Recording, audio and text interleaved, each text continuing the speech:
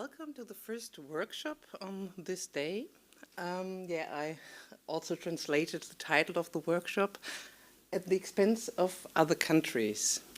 So we're discussing the transformation, the ecological sustainability transformation, including its social dimensions on this conference.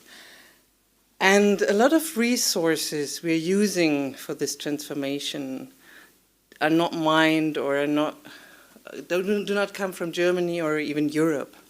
So the question is, what kind of implications does our transformation have around the world?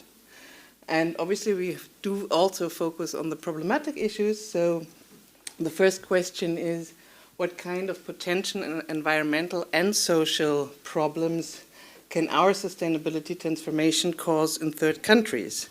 For example, if we see our discussions regarding land use for renewable energies, what does that mean for the countries where we want to source, for example, hydrogen from? So they might have land use problems as well. And also when we come to mining, a lot of resources we need for our transformation are mined resources, and that often comes with environmental degradation. So what kind of social implications do those have for the countries where the mining takes place? And then, well, obviously, because we don't want those problems to come into effect, the question is, what kind of tools can we use to prevent those problems, those potential problems becoming a reality? And obviously there are issues like due diligence laws, or their private standards, social and environmental standards. Or also, when the EU is making trade agreements, what kind of role should environmental and social standards play? And well, there's a third point, which conflicting goals can be expected and how should we deal with them? Because obviously, for example, countries that want to export minerals or hydrogen also want to develop their economies. And this can also be in a conflict with social issues or environmental issues, and not only the Paris goals, but also, for example, biodiversity, if the land is used or if mining takes place. So I hope we give a little insight on issues regarding, or on potential problems and issues regarding two different sources or different aspects of the transformation. First is going to be lithium or lithium-ion batteries, and the resources we need for that, and that's especially for mobility, change in mobility. And the second issue will be the import of hydrogen. And we're going to have two inputs on each of those topics, one from, let's say, the German Öko-Institut perspective, and one input from the South. So from the exporting countries, what is their view on those issues? So I'm happy that we increased a little bit in numbers. Oh, I forgot to tell who I am. I'm Nele Kampfmeier, also from the Öko-Institut. And as a first speaker, I want to introduce Mr. Johannes Betz from the Öko-Institut, who's working for the Öko-Institut since 2020. He's a chemist by training, and he's working mainly on batteries, or lithium-ion batteries, and also on recycling of batteries as well. So the whole life cycle from resources to recycling. Welcome, I give the stage to you. Thanks a lot. Thanks a lot. So just let me open my presentation. Yes. So today it's my pleasure to introduce the Öko-Institut's side to lithium-ion batteries as the backbone of the mobility transition. As we look for the demand for lithium-ion batteries, you can see that most of them are actually used in vehicles, and the share of this is actually further increasing as more and more electric vehicles come to market. So it's forecasted to rise to over 85% by 2030. And the demand is growing fast. So at the moment, we can see that we already need a lot of lithium-ion batteries, but compared to the years to come, the numbers dwarf a lot. And this is also connected directly to a large demand for materials. In this overview, you can see the demand increase for the different raw materials needed for lithium-ion batteries in the EU, and which is perhaps a little bit unexpected, aluminum is actually the most needed in mass for the future, as aluminum is very essential for the battery cell housing and the pack, and therefore accounts for the largest share in demand. However, almost all materials which are listed here are extracted to a large extent by mining, and therefore, as mining always is connected, or nearly always is connected to ecological disadvantages, this is a topic for the future for us. The battery sector itself dominates the demand for lithium and cobalt, and the growth of nickel and also flake graphite, the flake graphite market, is driven by lithium-ion batteries, although these materials are not yet responsible for most of the demand of these materials. Looking at lithium in particular, as I said, it's the lithium-ion battery market is responsible for nearly more than half of the demand for lithium is going directly into lithium-ion batteries. And as you can see, perhaps also surprising to some of you, that Australia is actually responsible for most of the lithium production in the world, followed by Chile, China, and then Argentina. And then looking at the actual production of lithium in Australia, we have their hard rock mining, which means mining of spodumene in open pits, followed by roasting and acid treatment. Related problems there are heavy metal pollution if not contained, acid main drainage if not contained, and in any case energy intensive processing. What is perhaps a little bit more visible, at least in the media in Germany, is the production of lithium through lithium-rich brines in Chile and Argentina. And there, lithium is produced by evaporating water out of a hypersaline solution in an arid region, leading usually to water scarcity and sometimes also social tensions, and sometimes also dust evolutions, although these production sites are very different between each other. So you cannot say that all the production sites are the same, and we will hear a little bit more about the Argentinian side later from the next speaker. The refining itself takes mostly place in China. So still, although most of the lithium is not coming directly from China, refining for lithium-ion batteries still takes place there. However, some things are also changing. Lithium is available in a lot of countries, also in Germany. There's a large lithium deposit in the Upper Rhine Valley, and there the lithium extraction could take place through extraction from thermal water with simultaneous use of electricity and heat, with hopefully less water consumption and also shorter transport distances to the German or European market. However, currently there's only a pilot operation, and the planned production for lithium is over 4,000 tons per year in 2024 and over 11,500 tons per year in 2025, 1 year later. And compared to the world's production, this is already quite significant, although it probably dwarfs compared to the total demand in these following years. There's one further deposit in eastern Germany, in Zinnwald.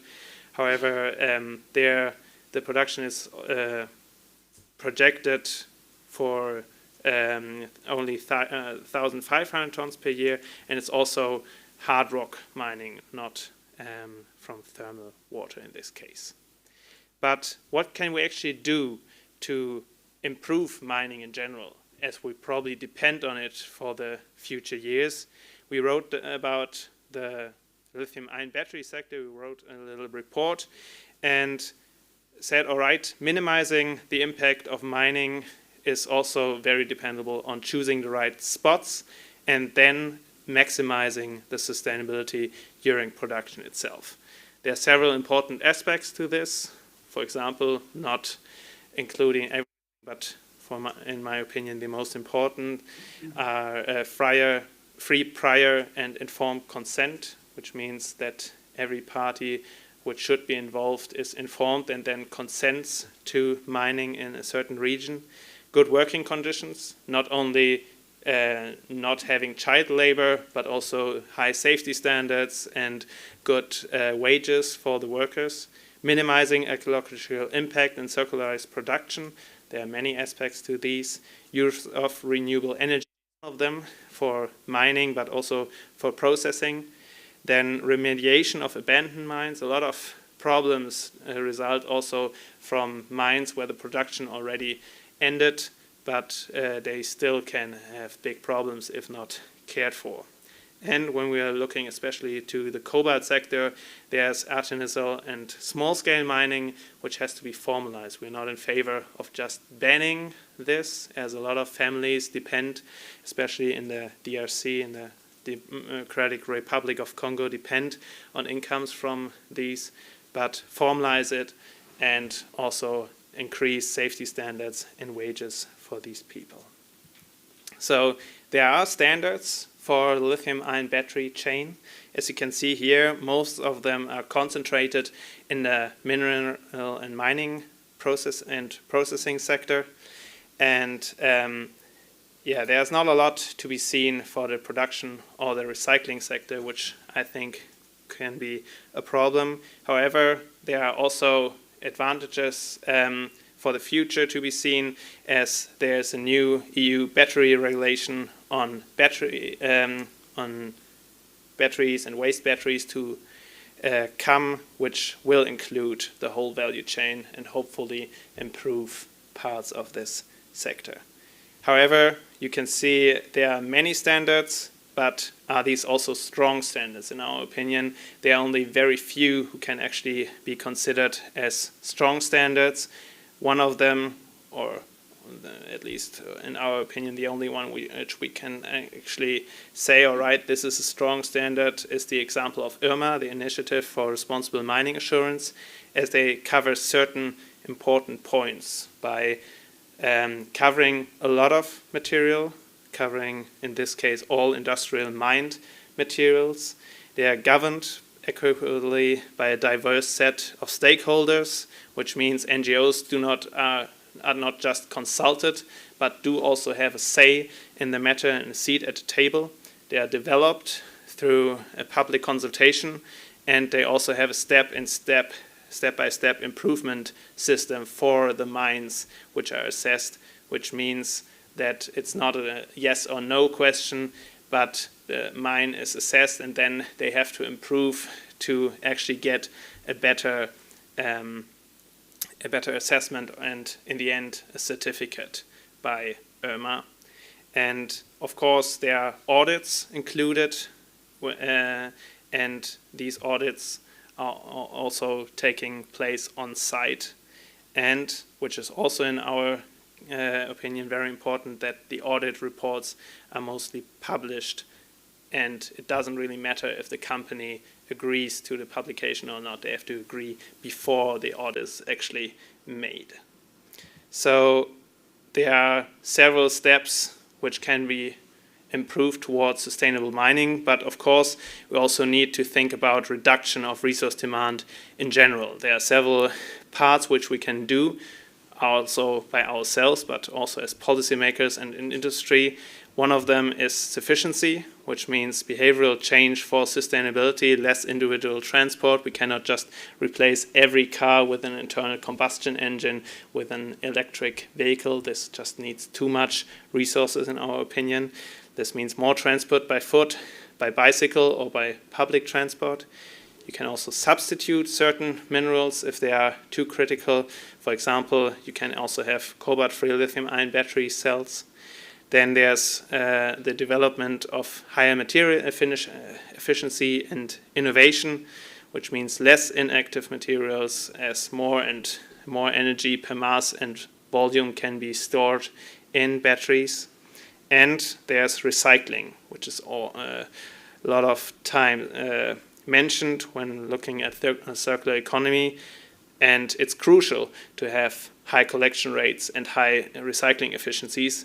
However, as you can see here, this is the increasing or growing market for lithium-ion batteries, and at the same time it shows how much batteries will come back in the same years and as they reach the end of their life, or at least the end of their first life, and can actually be recycled and then can serve as resource for new batteries, which means there's a huge gap, at least for the coming years, and we still have a huge demand in resources to fill this gap in this growing market. So recycling is crucial also to cope with the waste stream of batteries, but it will not help for everything. So to conclude my talk, if motorized individual transport is desired, batteries for electromobility are needed. Measures to flatten the demand for resources are very important, and recycling itself is crucial but not sufficient. Mining will actually play a role for the foreseeable future, and the impact of resource supply through recycling then will increase over time, so that we can actually rely more and more on recycled resources. Until then, high mandatory standards are very important, which means mandatory due diligence, and until these are in place, we should rely on strong voluntary standards like IRMA. And not only for battery raw materials, but please also for crude oil. Do not always think that resources are only for electric vehicles. And then again, promote European mining, provided that we have high environmental and social standards, as we cannot just export our problems to other countries. And then, if you compare resource requirements for electric vehicles and cars with combustion engines, you can say this: crude oil cannot be recycled, which means once the share of electric cars in Germany rises to 100%, also the resource consumption in this sector in Germany, the peak will be reached. Thanks a lot.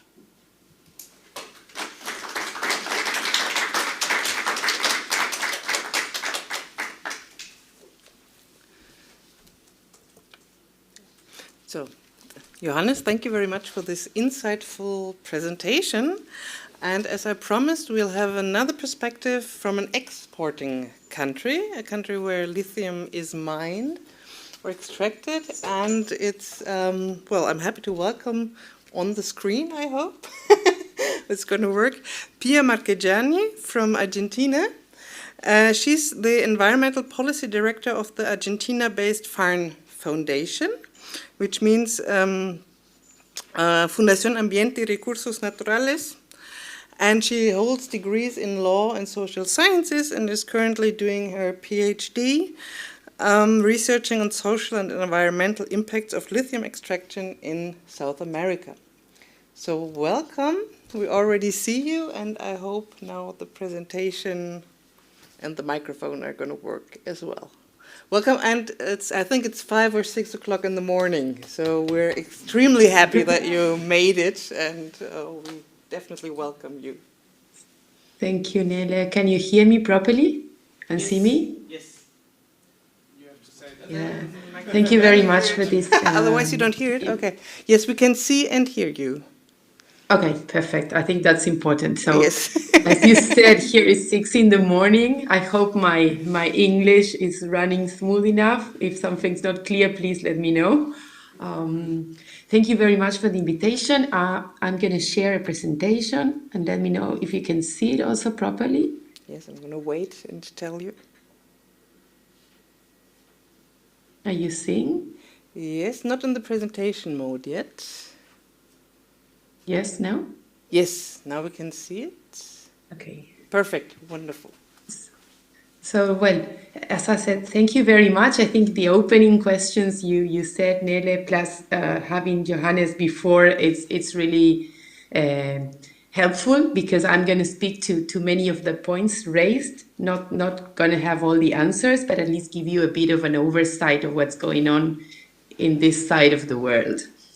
So, very shortly, we're looking at what's the so-called lithium triangle, because in fact, this is the Andes wetlands area where the indigenous communities have lived for years and years before lithium was even in the agenda.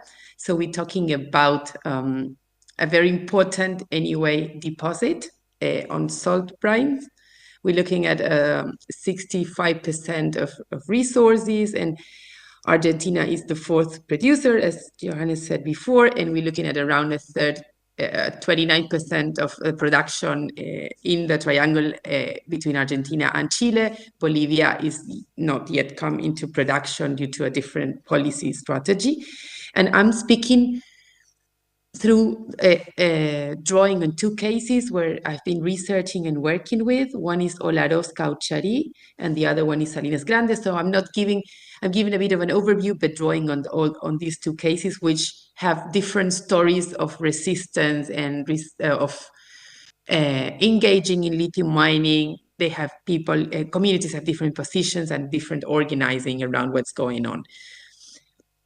And very shortly, when we look at the three countries with most of the resources of lithium, you see that they have different policies and strategies, and Argentina is the only of the three countries in which lithium can be openly and freely licensed. Due to different historical and regulatory reasons, it does not openly accessible both in Chile and Bolivia, though very different developments. I'm not going to go into the detail of that, but this means Argentina is having more than 20 projects in different phases, 2 only in operations, 2 in construction, and 23 advanced. And we're looking at different companies coming from different countries, some European, some North American, Canadian, and in the US, and every time more from China and Southeast Asia as well. And we have a way of owning the mines that becomes a joint venture between the mining companies, a provincial or local company. Argentina is a federal state. We're going to go shortly into that as well, which has a lot of challenges in many ways. And the automobile companies. So companies are joining the joint venture to make sure they access lithium at a way cheaper price than the market. So, and what's interesting also is that Argentina has had, since the last decade, a strong interest in developing their own ion lithium batteries within the countries. There's some capacities within the scientific areas. Obviously, this is nothing compared to what's going on in northern countries, but there is a very strong, at least narrative saying that Argentina should produce its own batteries. So it's not having and going into the balance of payments issue. So Argentina has a very, very big debt with the IMF, and this is always paid out through selling exports and commodities. So this is why there's this discourse and discussion within Argentina. Then also the issue that there's a federal state, so Argentina, the natural resources are owned by the provinces, so they are the ones who approve and control projects, and provinces are not very strong in their negotiating capacities. Also, they're not strong in enforcing law. So we have a very strong potential for environmental conflicts in many ways. Latin America is the most dangerous region to defend the environment. So if you look at, for example, the Global Witnesses reports in 227 persons died defending the environment, and 163 are in Latin America. Argentina is not one of the first countries in the list, but has a lot of issues around criminalization, reprisals, repression of protests. So there is a strong conflictivity around environmental conflicts due to the lack of participation and other problems, also lack of transparency, problems with assessing the impacts and preventing impacts, problems with labor rights, and different set of problems. I'm going to go through a number of them very quickly. And if you look at, for example, I think Johannes mentioned this, what's going on with salt, when lithium is extracted from salt brines, and we're looking at these watersheds with our endorheic, they're closed watersheds, they don't flow into the sea as many other watersheds in Argentina, where the water comes down from the Andes Mountains and flows into the Atlantic Ocean. These are a different hydrological system. It's a very, very dry area, and water is the strategic resource. So we're not talking about a very high polluting kind of mining, like open pit minings with different chemicals are thrown into to extract the minerals, but we're talking about a water mining. And the key thing is, the key decision is how to manage that water system, where there's, on the one hand, sweet water and salt water together, and they are in contact naturally. So even if you would evaporate and use what you see there in a yellow salmuera, which is where the lithium and the other minerals are, even if you just draw from that water, that is the one you don't use to drink, because there's an argument from the mining companies, well, this is the water the communities and the animals don't drink that water. Yes, that's true, but that water is naturally in contact with the sweet water, which is the one that communities and agriculture is using. So if you draw too much of that, the water on the side will naturally come into the inside, and we get salty. So there's a very critical impact around how the water system is managed. And a key point to that is that there are environmental managing tools, that environmental impact assessment and the accumulative impact assessment, because sometimes you get in one watershed more than one mining project. So you have the cumulative effect of drawing water from different projects, and which are not evaluated in an integrated way. So this is very much of a problem, because maybe one project is not drawing too much water, but if you combine two of them and you don't have any kind of evaluation of how those work together, then there's a huge risk in drying the whole area. Oh, this is not moving. There. Then we're talking about biodiversity-rich areas that are also, for example, highly very important wetlands that are protected with specific laws that are not taken into account in decision making. So it doesn't matter for mining operations whether there's a critical biodiversity area or not, or the area where flamingos are providing their own food and everything they need for their living. And we're looking here at, for example, stromatolites. I don't know if you ever heard of that, but these are microorganisms that live in the salt flats, and they have the capacity to absorb carbon dioxide, CO2, and release oxygen. So look at the paradox. These ecosystems hold a key value to what we need to do with climate change. We need to get the CO2 out of the atmosphere. And we have the microorganisms which are doing that naturally, but we are not taking into consideration what's going on there. And we are deciding that we need the lithium to help us mine our way out of the climate crisis. So this is the paradox that we're seeing. And this is Dr. Farias, a researcher in Argentina, who's been identifying these microorganisms and has published a lot of information about these microorganisms, and we're trying to see how that is valued and taken into account for decision making. And we look at communities. So I think Johannes said, like, each salt flat, each area, each operation is very different. So you cannot just say communities, they have this position and this other position. Each salt flat has a different set of actors playing. There's a different ecosystem values, but there's also different communities living around that area and different companies trying to get their permits to operate, and sometimes even different provincial authorities. And we see that the territories where people live are changing very, very quickly.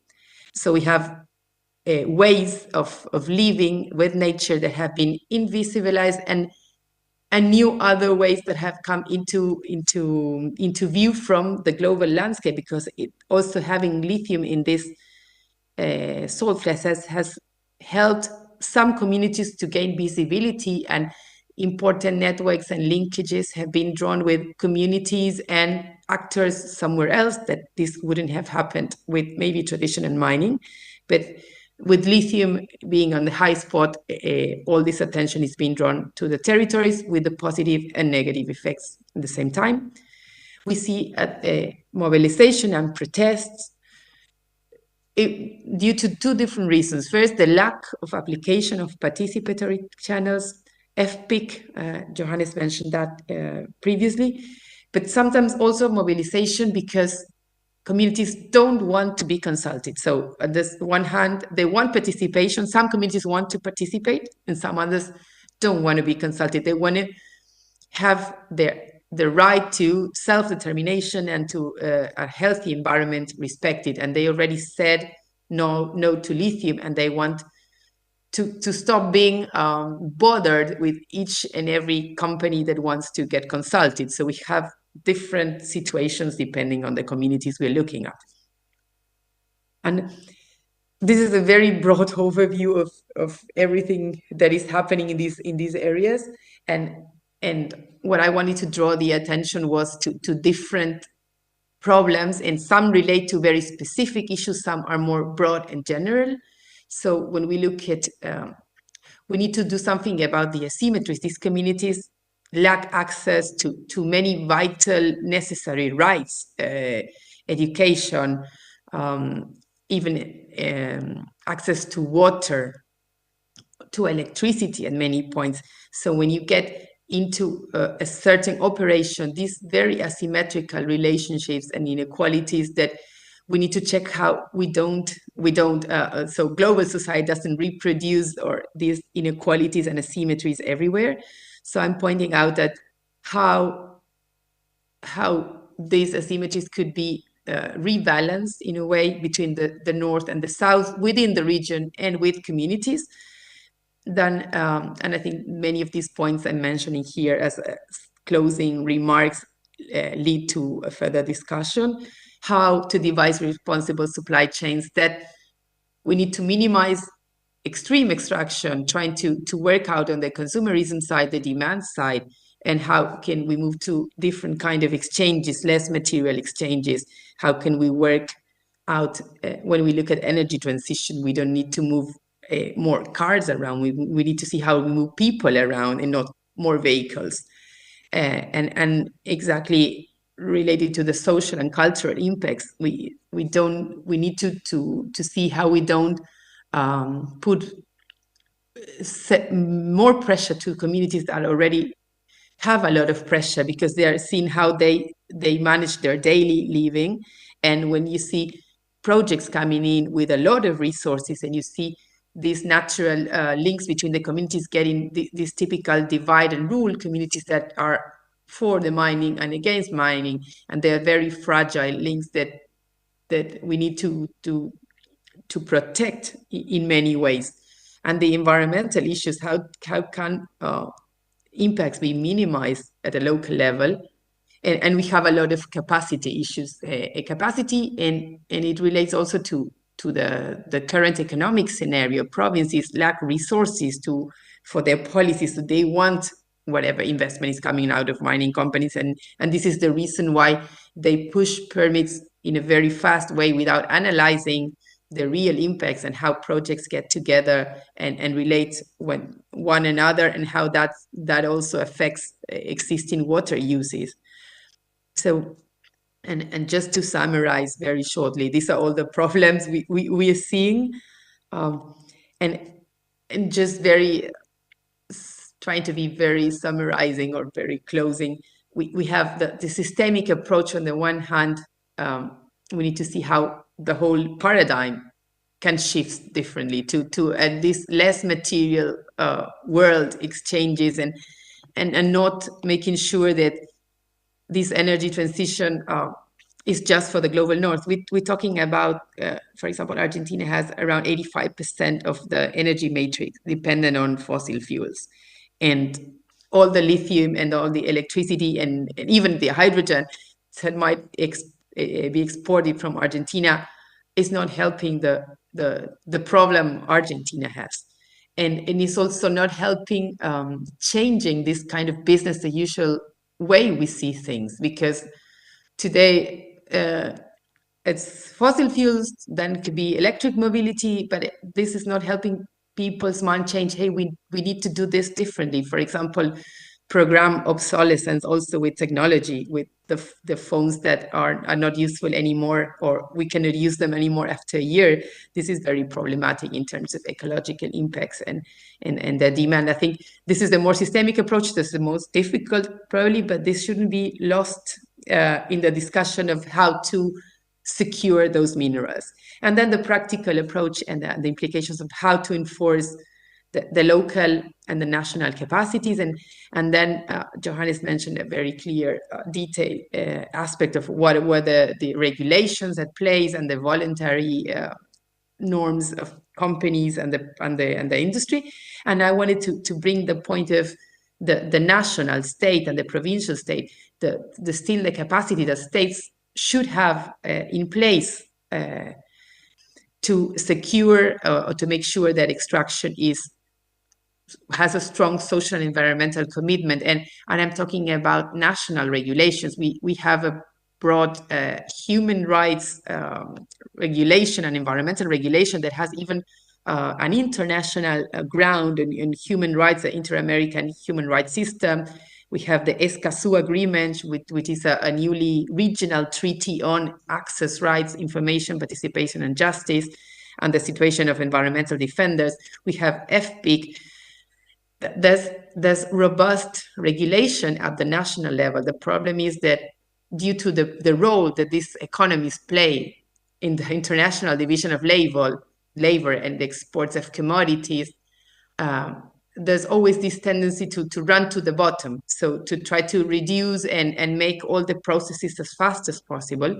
And the question that rises is what happens when European countries have a very strong standard, but then you have Chinese companies who have completely another standard. So I think it's key that the state has a stronger capacity to ensure and apply regulation within the national territories on the different provisional levels. So I think there's the one side, but also the other. Everything needs to be put at place, and without taking away the government's capacity in how they provide and ensure regulation is enforced. And I think I'll leave it there. I hope I'm fine with my timing. Thank you very much. And I'm very eager for the next, what's coming with the discussion.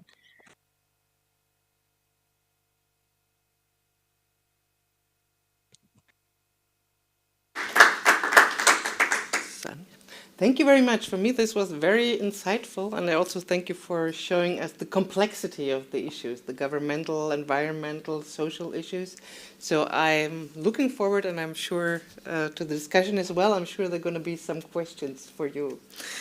We're now going to the second topic. And it's hydrogen. Some people call it the champagne of the energy transition. At least there are a lot of people who say we need it for this, we need it for that. So we're gonna import hydrogen in the foreseeable future. and it has to be produced somewhere. And Dr. No, not yet. Yes, Dr. Roman Mendelevitch. I've got the several PhD candidates. So, no, Dr. Roman Mendelevitch. He's going to present a study we made at the Öko-Institut regarding social and environmental standards for hydrogen imports. And he's been working at the Öko-Institut since 2019. By training, he's an industrial engineer and specialized in resource economics. And he's working mainly on projects regarding renewable energies and energy systems, which is also very important regarding hydrogen imports. Thanks a lot, Nele. Thank you for the kind introduction. The screen is locked. Does anybody know how to log in here? Oh. Yes, no, maybe?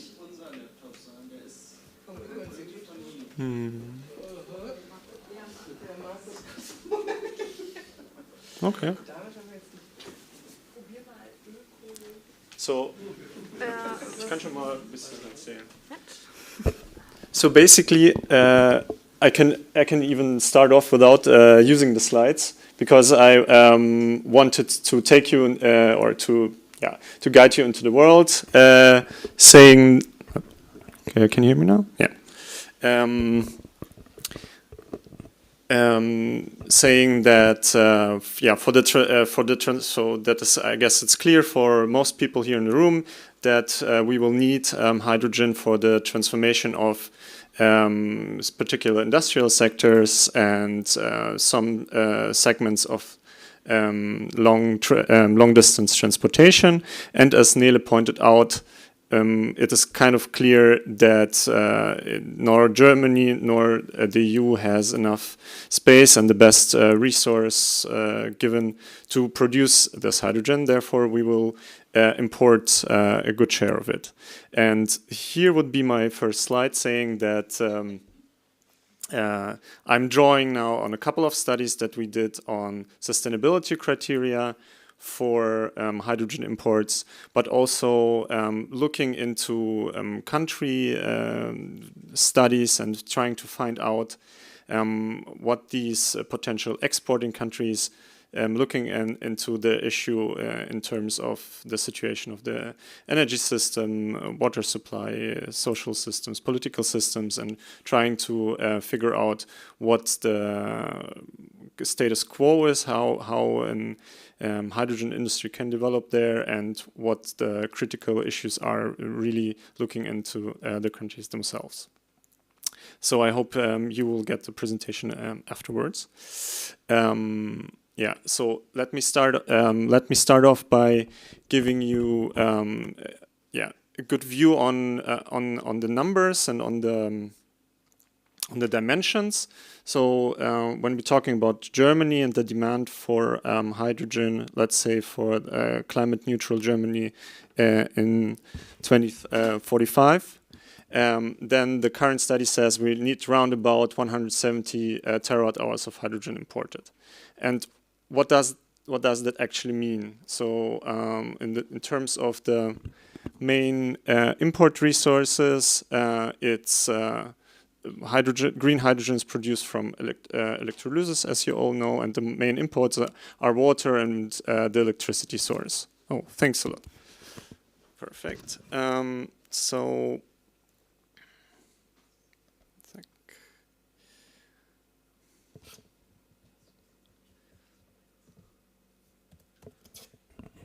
So here we are, and I wanted to guide you through this slide, giving you some orientation on the numbers here. So we start off from the very upper right corner.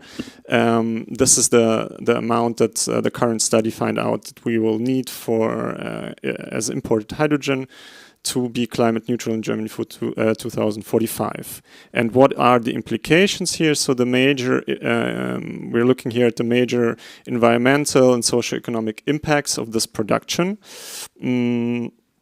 Let me first start off with electricity. So importing 170 terawatts of hydrogen means producing around about 255 terawatts of electricity in the exporting countries. And just to put that into perspective, in 2020, now I'm in the lower right panel, we had installed capacity of, this corresponds to 85 gigawatt of installed capacity when this electricity is produced from onshore wind. In Germany, we had in 2020 54 gigawatts installed, and for another comparison, Morocco and Egypt together had 3 gigawatts installed by that time. So that gives you a dimension of what this imports will imply in terms of installed new infrastructure. And in terms of the environmental and socioeconomic impacts, it's one can distinguish between basically two situations. One is where the electricity for the hydrogen production is supplied from the grid. There, the issue might be that the grid itself has also other electricity sources connected, and overall the CO2 emissions could actually increase. So that's one potential risk, and also the integration of more renewable sources pose another stress on the electricity system itself. When in the case electricity is produced with directly connected to renewables, there might be competition. This is also actually the case with the other case. So there's a competition for the best sites, whether to decarbonize the local system or to supply electricity to be actually exported. And also there's a significant requirement in land for the solar installation, actually putting pressure on other socio and ecological dimensions. In terms of water, what does these 170 terawatt hours mean in terms of water demand? So water demand here is looked at if the electricity, again, is produced from solar PV. And here the water is actually needed to clean the solar PV to make sure that the production is enabled. In terms of comparison with other demands, the roundabout 50 million cubic meter is small compared to, for example, consumption of water in Germany or the consumption of agriculture in Spain. But actually, water might be, so on a global scale, so to say, that might not be an issue, but on the local scale, water is, an issue. And here again, you can distinguish two types of sourcing. If water is sourced from ground and surface water, then there is actually a risk in increasing the local, either the physical scarcity of water or the economic scarcity, in the sense that water becomes a scarce resource and the prices for water increase.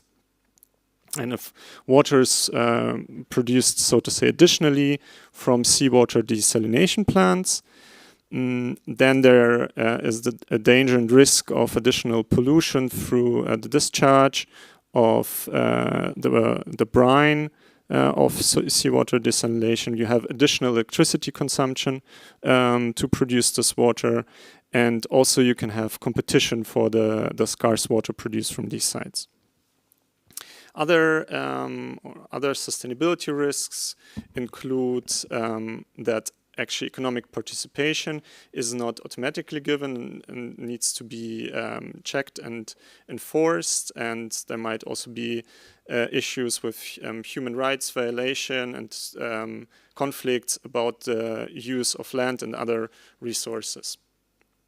And just to sum this up, this slide, it focuses actually on the production side, but the transport has also implications, and depending on the value chain that is realized, there can be also, again, environmental implications and social implications as well. So I have been now rushing through or trying to give you a feel of what hydrogen imports in Germany will mean in terms of numbers and in terms of sustainability risks that they impose. If now we do that a little bit more systematically, you can say that there are more or less 3 dimensions where you can group them: the environmental dimensions, socio-economic dimensions, and what we call the system dimensions. And the environmental dimensions are in terms of course, greenhouse gas emissions. I have been talking about water and consumption, pollution, biodiversity, depending on the type of energy, renewable energy used actually to produce the hydrogen. It can have strong impacts on the biodiversity, but also through land use changes. To produce the electricity production installations, but also for the electrolyzers itself, critical materials are needed. And CO2 sourcing is an important issue, in particular if the final product is not hydrogen, but hydrogen derivatives that require additional input of CO2. Air quality, well, this is mentioned, but we find that mostly it can be only touched in the construction phase. In terms of impacts of soil, this comes also with the discharge of chemicals and the change in land use possibilities. As we here try to look and focus on the social dimensions, I will explain the social dimensions here a little more. I talked already about water consumption and pollution. Here, you can have physical and economic scarcity and impacts. The build-up of hydrogen chain can have impacts can have impacts on the community development, which mainly is a factor of increasing access and improving the situation in terms of energy access, in terms of transportation, in terms of education. When it comes to economic participation, which include the issue of which part of the value chain is actually located in the country, where are the workers sourced from, and how how is how are their labor conditions? So are human rights and worker rights respected? How is are safety issues and health issues accounted for? How are the contracts negotiated, and are the fair wages paid? And last but not least, the respect and fostering of rights in terms of formal and informal rights, with access to resources, with access to land. And just to give you a feel or dive into one of the topics, here's kind of a zoom into the economic system dimension. Hydrogen, if the hydrogen economy is developed, it has good chances to have a strong impact on the country's economy in whole. And because of the structure and the type of the industry, it might be susceptible to what is called Dutch disease, and thereby inhibit sustainable economic growth and equal economic participation, leading to what is called a resource curse. And at the same time, it has the potential to create competition either for infrastructure or financial and human resources with established industries. This might be fossil fuel industries like natural gas production, or other extractive industries and business models like, for example, copper production in Chile. And steering those developments towards sustainability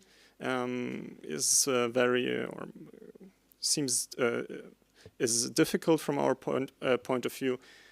First of all, because these criteria, they touch upon areas of national sovereignty, and they do require the cooperation on the international level. One might think that the higher value added and the export of hydrogen derivatives, for example, methanol or ammonia, they are on the one hand beneficial for the exporting countries, but they might put pressure actually on the business models and the producers in importing countries. So while shifting the production from country or to countries with large scale and low cost production potential, it might be beneficial from a sustainability point of view. Other issues like economic and geopolitical motives of the importing countries, they might actually prevent the further integration of the supply chains. And what I want to give you here is a taste. So you have seen the different categorization and mapping of potential sustainability issues, and now what we try to do is we try to find and formulate specific criteria that could be applied to either set some minimum standards or even to support sustainable development in this regards.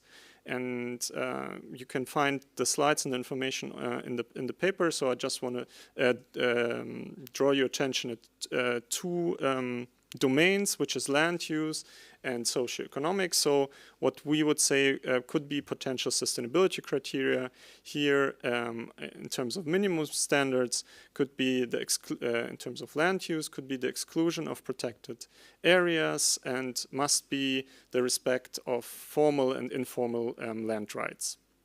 And if we want to go one step further and support sustainable development, one could think of formalizing the co-benefits, for example, agriculture with PV shading and to prescribe a particular share of local economic participation. In terms of socioeconomics, a minimum standard could be the compliance with due diligence standards, of course, secure human rights and prevent corruption and enabling economic participation. Here, one could think of installing a similar, some kind of transparency initiative, which are in place in other extractive industries by now. And going one step further would be also enabling capacity building and trying step by step to establish local supply chains. I leave this out. So to summarize, countries with high potential for low-cost hydrogen production, they show more or less regional or local water scarcity. They can be characterized by political instability, weak civil society institutions, and in many cases also high shares of fossil fuel in the electricity mix.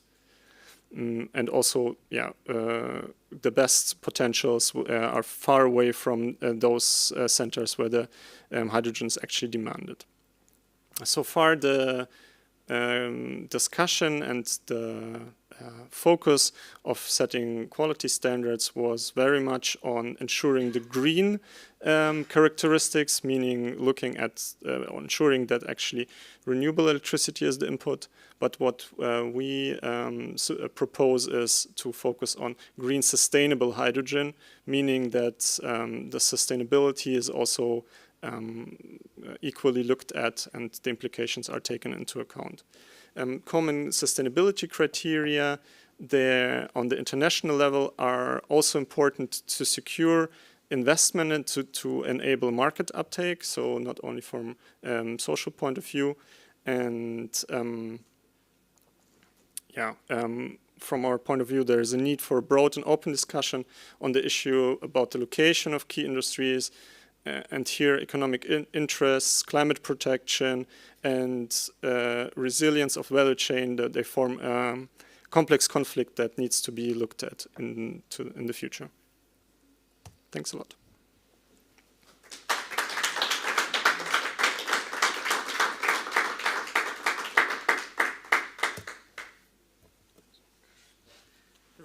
Thank you very much for this insight on the issues regarding or sustainability criteria for hydrogen.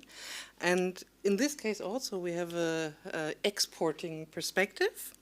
And we've got Khalid Salmi, who's currently working in Egypt at the Regional Center for Renewable Energy and Energy Efficiency. He's a mechanical engineer and specialized in renewable energy engineering. And he's gonna present us with the case of Morocco, if I'm right. And well, he's with the Center for Renewable Energy and Energy Efficiency. He's responsible for standardization and certification and sort of looking at the global and EU portfolio aiming for global standardized practices and environmental standards when it comes to renewable energies and also the export of hydrogen.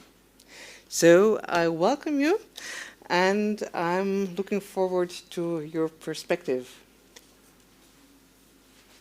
Okay, thank you, Jessica. Hi, everyone. So I'm Khalid Salmi, as Jessica mentioned in her introduction. So I'm working as an expert at the Regional Center of Renewable Energy and Energy Efficiency located in Egypt.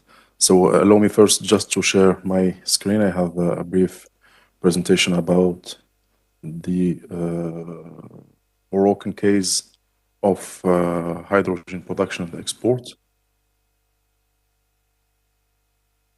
Please confirm if the screen is clear to all of you.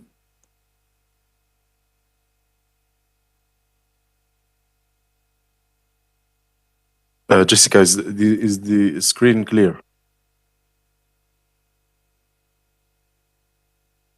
Okay, thank you. I will give you a brief snapshot about what is going on in the Arab region, with special focus on the Moroccan case of the green hydrogen production and export perspectives. Just a summary about what I will present. So I will give a brief presentation or introduction about our organization, the national hydrogen context in the MENA region, also the power to X potential in Morocco, the National H2 Commission, the Green Hydrogen Roadmap, and then we will elaborate about some of the sustainability concerns, mainly the environmental and social ones. RICRE, or the Regional Center of Renewable Energy and Energy Efficiency, is an international and intergovernmental organization working to promote the renewable energy and energy efficiency practices in the Arab world. We are located in Egypt. We have so far 17 member states. We also act as the technical arm of the League of Arab States when it comes to energy matters. And our vision is to be the strategic partner of the Arab governments to drive their energy transition toward sustainability or sustainable version. When it comes to the green hydrogen momentum in the Arab region, we can speak about some of the potential countries that can take a share of the global hydrogen markets, namely Morocco, Algeria, Egypt. Also in the Gulf region, we can also mention Saudi Arabia, Emirates, and also Oman.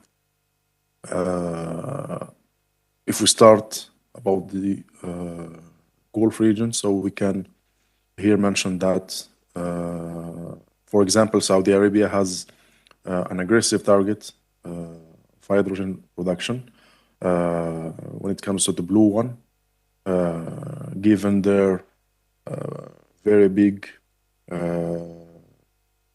energy, oil and gas industry.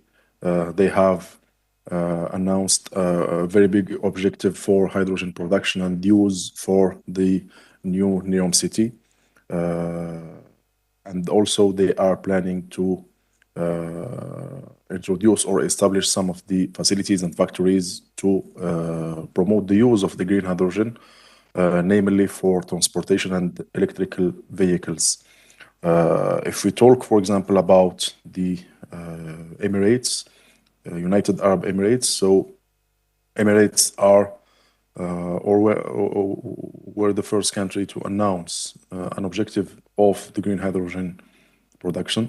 They are planning to take almost 25% of the global market share by 2030, and they have already established some of the agreements and the memorandum of understanding with Japan and Korea, namely to export their green hydrogen to those countries for very heavy engines and very heavy transportation equipments.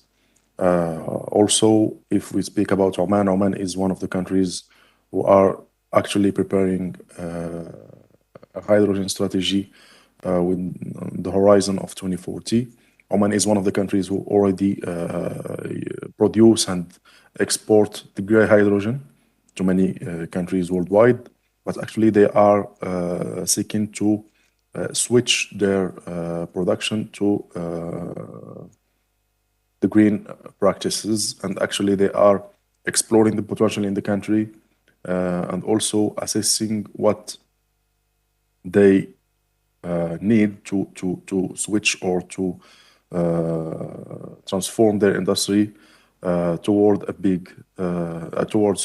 green practices. If we talk also about the North African region, so we have Egypt, who has a very big potential, namely given their already existing infrastructure to export the gas towards some of the region countries. Namely, they are ready to produce and export the blue version of the hydrogen. Also, they started concluding some of the agreements with very big and well-known organizations working on the hydrogen worldwide, and companies of course, like for example Masdar, like Scatec, the Danish company that recently concluded an agreement with the Egyptian government to build a facility in the Suez region to produce and export the green hydrogen. Now, going back to Morocco, we will elaborate in details the Moroccan case.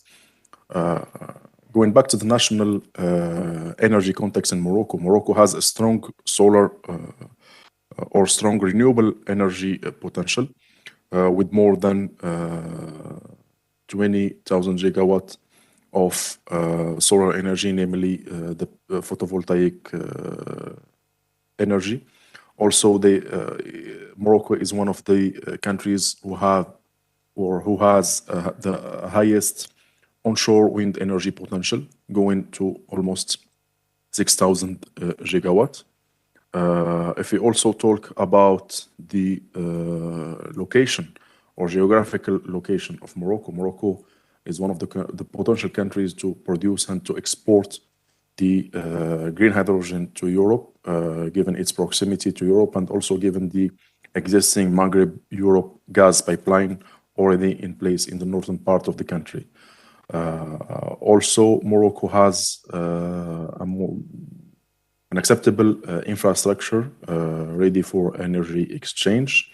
Namely, if we speak about the maritime harbors, Morocco has 6 international maritime harbors that are ready for energy exchange with Europe. Also, given or knowing its solid international partnerships, Morocco have concluded many of the agreements for free trade, namely with the European countries and namely the EU. and also the implication or involvement of the private sector. So Morocco, through his big phosphate production company, OCP,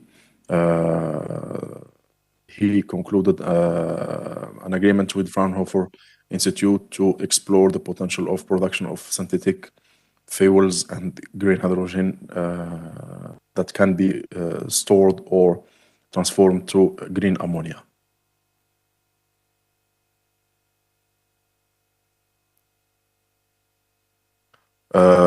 In 2018, Morocco has conducted two preliminary studies on power-to-X potential, or the green hydrogen production potential. In partnership with the German Fraunhofer Institute, two studies were conducted.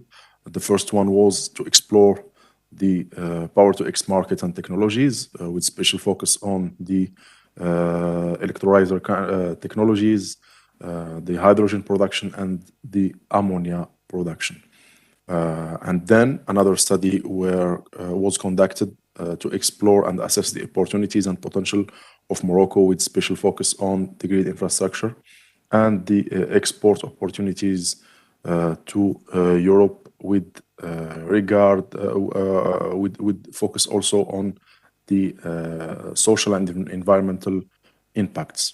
Some of the main outcomes that were highlighted in those studies were that Morocco is a business case for the green hydrogen production, given its potential of renewables and the experience and expertise that Morocco accumulated in the renewable energy industry. Also, those studies highlighted that electricity stands for 60 to 75% of the cost of the green molecules production. From a business perspective, the first study stated that Morocco could capture around 2 to 4% of the green hydrogen market worldwide, and the investment that can be foreseen in this case can reach the $100 billion. Also, the studies identified that there is a need for research and development demonstration, namely on or at the pilot scale, and some of the substantial impact on the economy that can be generated from the green hydrogen industry is the creation of a dedicated industrial ecosystem for this field. A commission for green hydrogen was created in Morocco, composed of many intervenants and many involved parties, namely the ministries, Ministry of Energy, of Finance, of Environment, of Transport, Education, and so on, and also the electricity company, the Moroccan Agency for Sustainable Energy, some of the Research and Development Institute, and also the private sector through the syndicate of the private companies and the Energy Federation in Morocco. The mission of this commission was to elaborate a national green hydrogen strategy as a third in-depth study about the green hydrogen potential in Morocco, and to launch a roadmap for the green hydrogen in Morocco at the horizon of 2050. So the National Green Hydrogen Roadmap was launched and published recently in 2019. And one of the main objectives of this roadmap is to elaborate a sectorial vision and plans for the green hydrogen at the horizon of 2050, to evaluate the socio-economic impact of the green hydrogen economy, to focus on the environmental impact of the green hydrogen industry, and to explore the R&D, innovation, and industrial opportunities in Morocco. The perspectives of these roadmap identified that in the short term, the green hydrogen can be used or yes, can be used as input for the fertilizers industry, namely the green ammonia, as Morocco is importing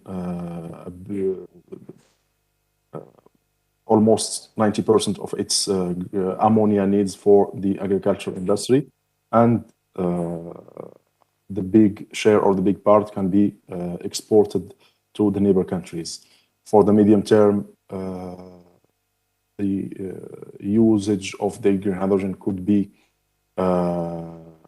oriented toward the local grid stability to assure the flexibility in electricity export, and also to be used in some of the heavy transportation equipment and engines.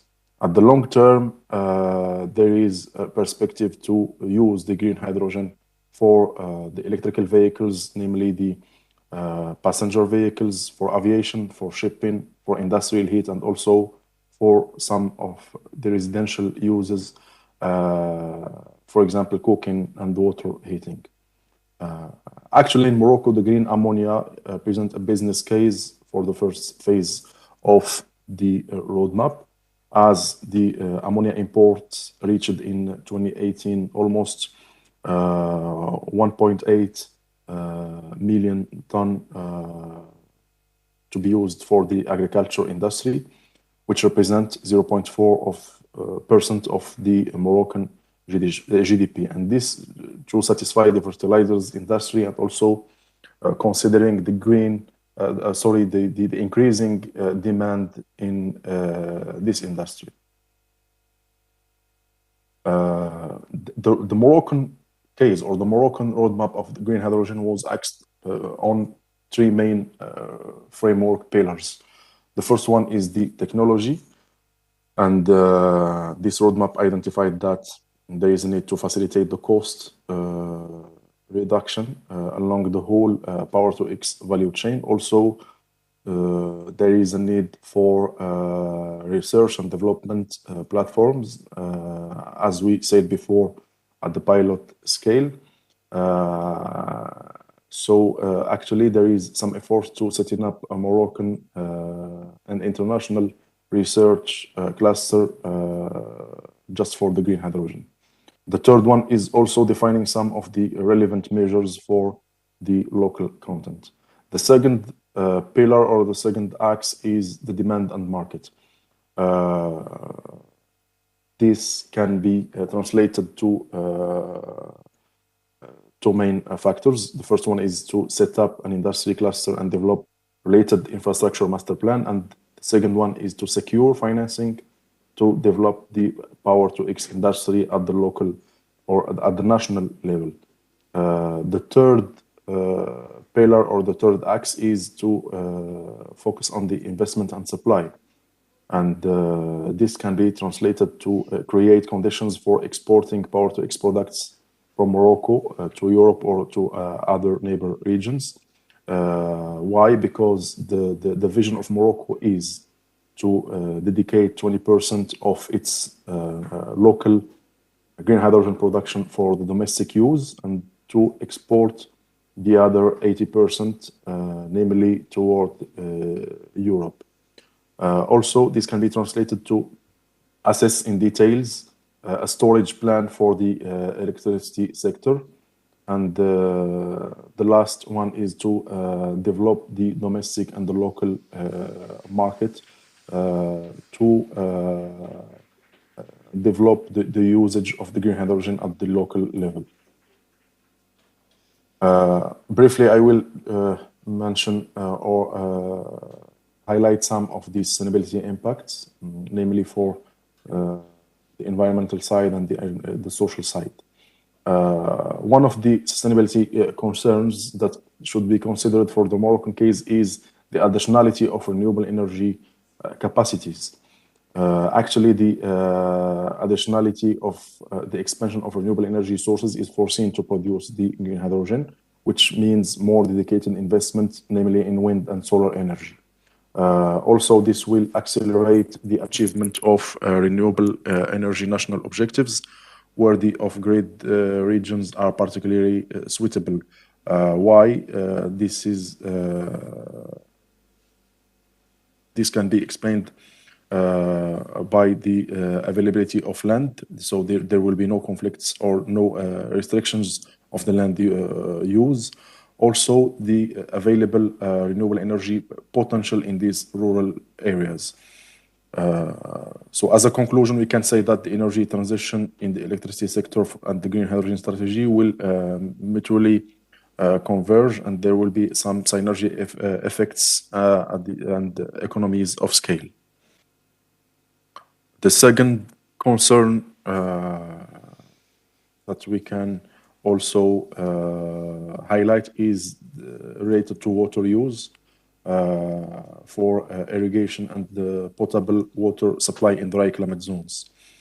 So unlike the limited availability of potable water... I'm sorry to interrupt. And we actually already finished the end of the workshop, but I would, obviously you can finish your presentation, but I don't know how many slides are there to come, so... Okay, so I have just, I think, 2 or 3 more slides. So I will just highlight those concerns briefly. So one of the concerns is the water supply. In Morocco, I think there is, so this cannot be a problem. Why? Because Morocco is located, is located along a very big coastline. Where the renewable energy potentials are promising, and where some of the existing renewable energy plants are already located near to those seas. So we can here rely on desalination to assure the water resources for the green hydrogen production. Another sustainability concern, and here is socially, is that should be taken also into consideration, is the sustainable development related to the production countries. So it can be expected that successful economic development depends heavily on politically and regulatory factors, with strong industrial development policy to reduce poverty, to also increase employment, and to also balance the gender, and to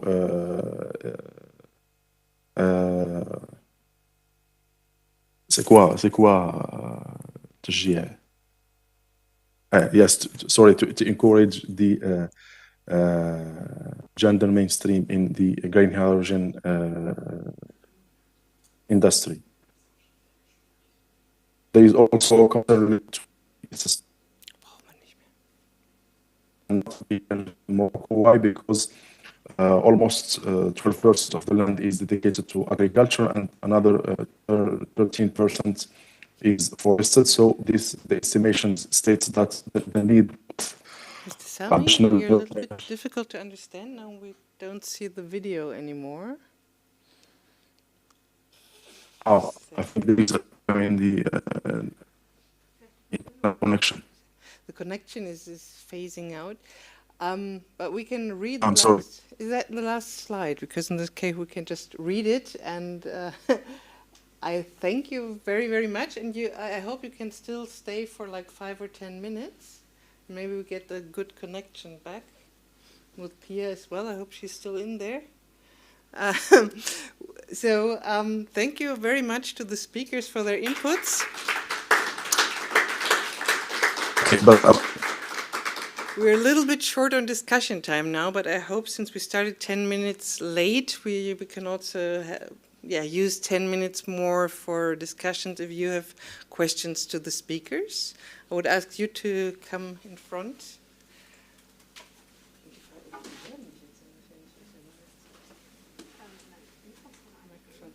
So, I do have some questions prepared, but maybe the audience also has wants to take the chance to ask questions. Are there any questions to the speakers which are online or also to our speakers here in front? No, I don't see. They're in the back. Yeah, thank you. I'm not very familiar with these topics, but I found it quite interesting. To put it in a nutshell, you say efficiency is not everything. We should look also on the social implications. But basically, that means we need to price in not only environmental costs, but also social costs. And overall, all the nice industry products are far too cheap, right? Is that a possible conclusion? If we price in social and ecological effects of resource extraction, or of energy, or of raw materials. Am I too simplistic? I think your point is well taken, and that's one of the essentials that we are making. All our activities, they are connected to some external effects that they produce, and these external effects should be priced in and reflected in the true costs of the products. So in this regard, yes. What in terms of the hydrogen, what makes it a little bit different in comparison, for example, with lithium or the battery industry, is that here a new industry is at the point of being built up. So we can actually learn from the mistakes that we have been doing in the past and try to do it right from the beginning. That's on the good side. But then critics can also say, okay, and just as Pia pointed out, there is also a danger for a race to the bottom. If EU imposes, for example, high standards, China imposes low standards, then there's a pull factor towards low standards. That's why I would support her point in saying that it is important for the exporting countries to establish good criteria for their own, and also for the international community to work together and to define minimum standards that are respected throughout. Thank you very much. Are there any other questions in the room?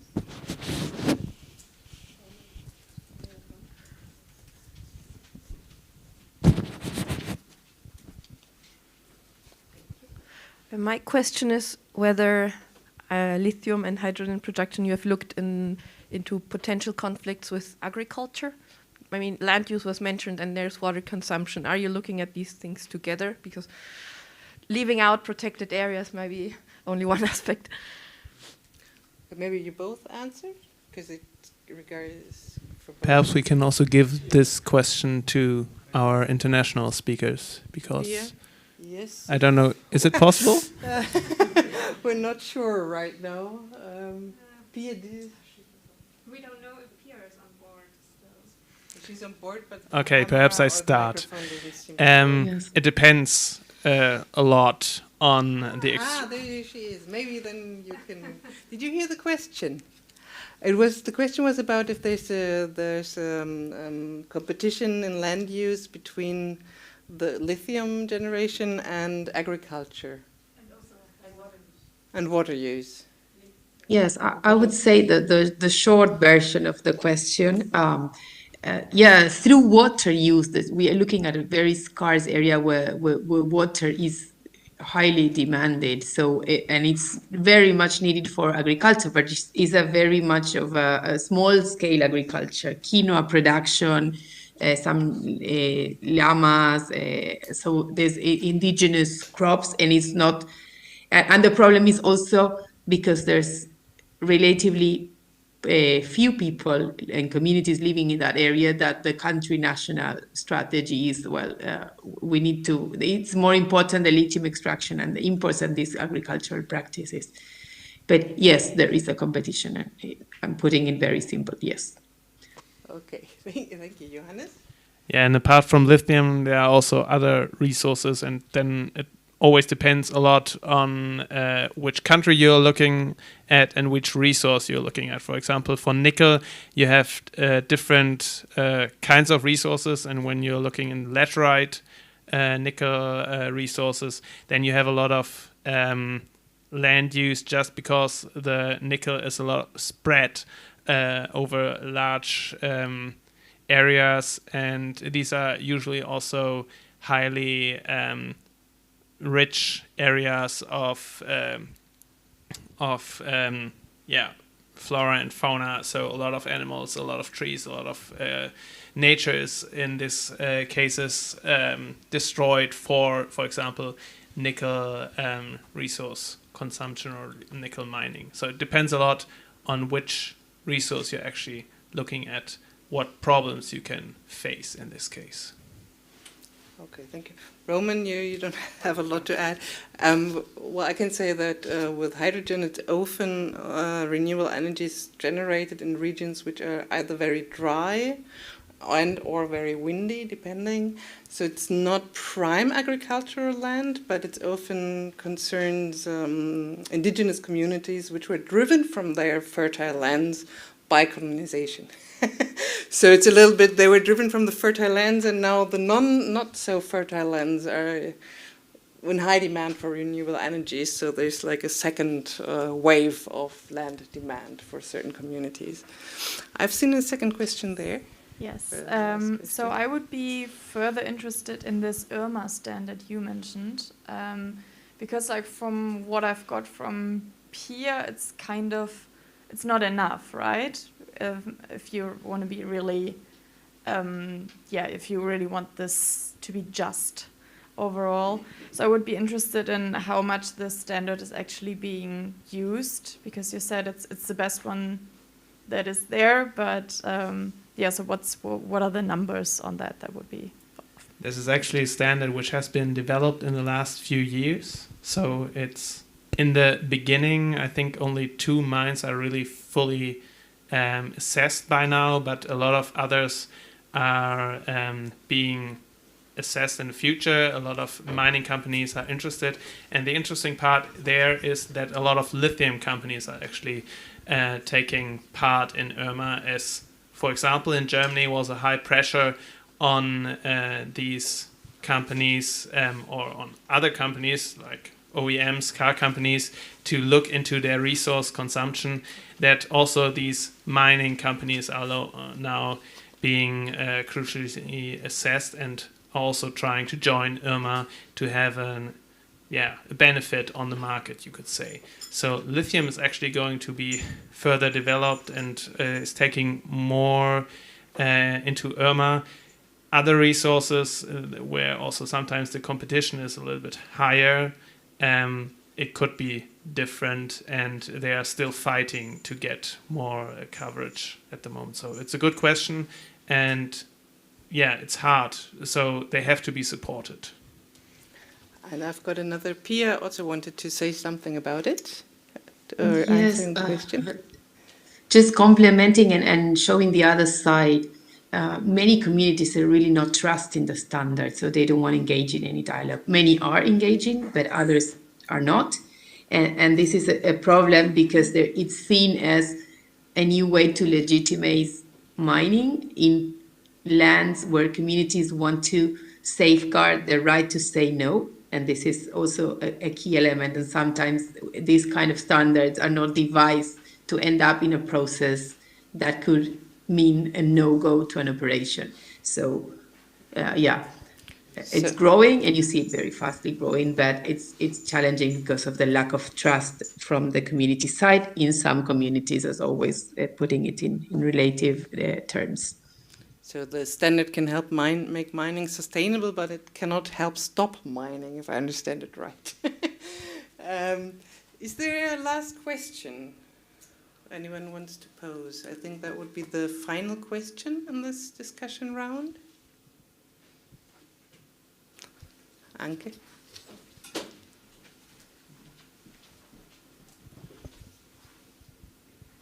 Roman, you mentioned that it would be important that the countries set their own standards as well. do we have any good examples for countries doing this in their own role and capacity? To my knowledge, in the area of hydrogen, no, I wouldn't say so. There are initiatives on the international level with IPHE. There are initiatives on the European level. There are initiatives in Germany. There are other international initiatives that try to set up green hydrogen standards. There are importing country standards, for example, in China, in Japan, in California.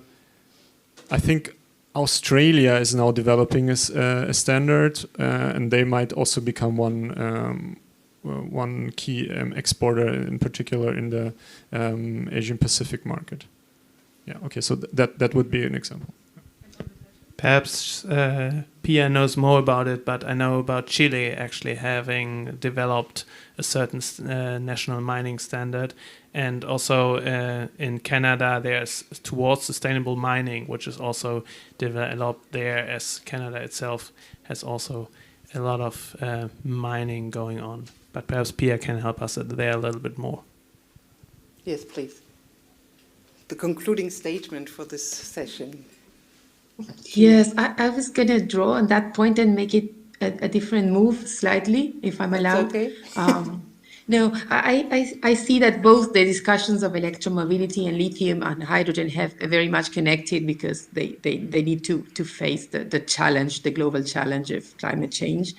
But I think the one and the other are in a different stage, and I think there's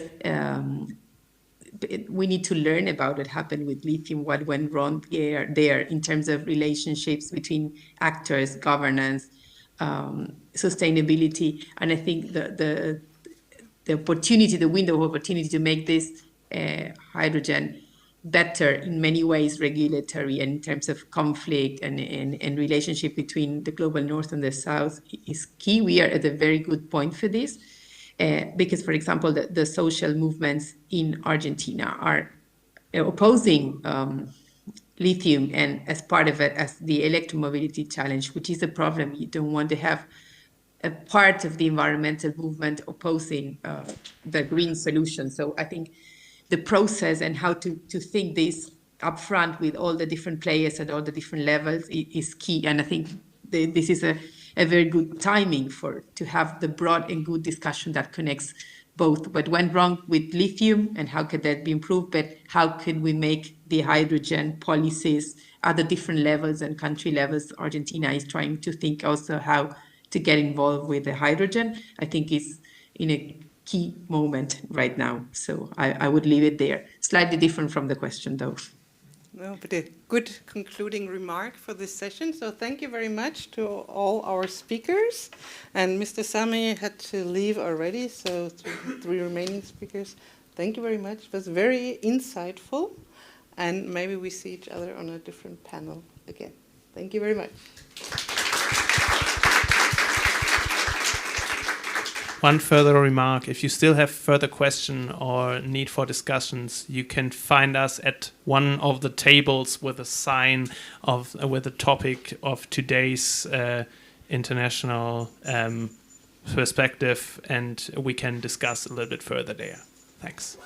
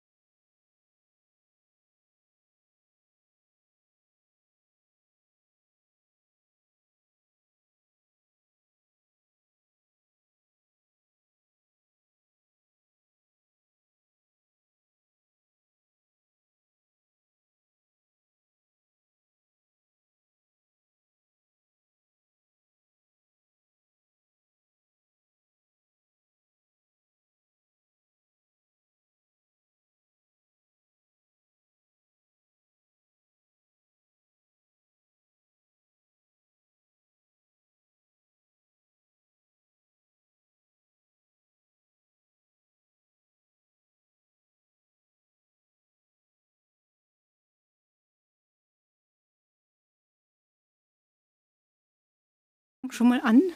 Ich begrüße Sie ganz herzlich zu unserem Workshop hier zur Landwende. Wir haben ja heute Morgen schon ein interessantes Statement von Frau Bentele gehört. Im VDK ist die Wurstsemmel heilig. Also bei uns darf sie sagen, dass sie da eine andere Position hat. Aber ich glaube, das ist ein gutes Bild auch irgendwie für diesen Workshop oder für unsere Diskussion hier zur Landwende.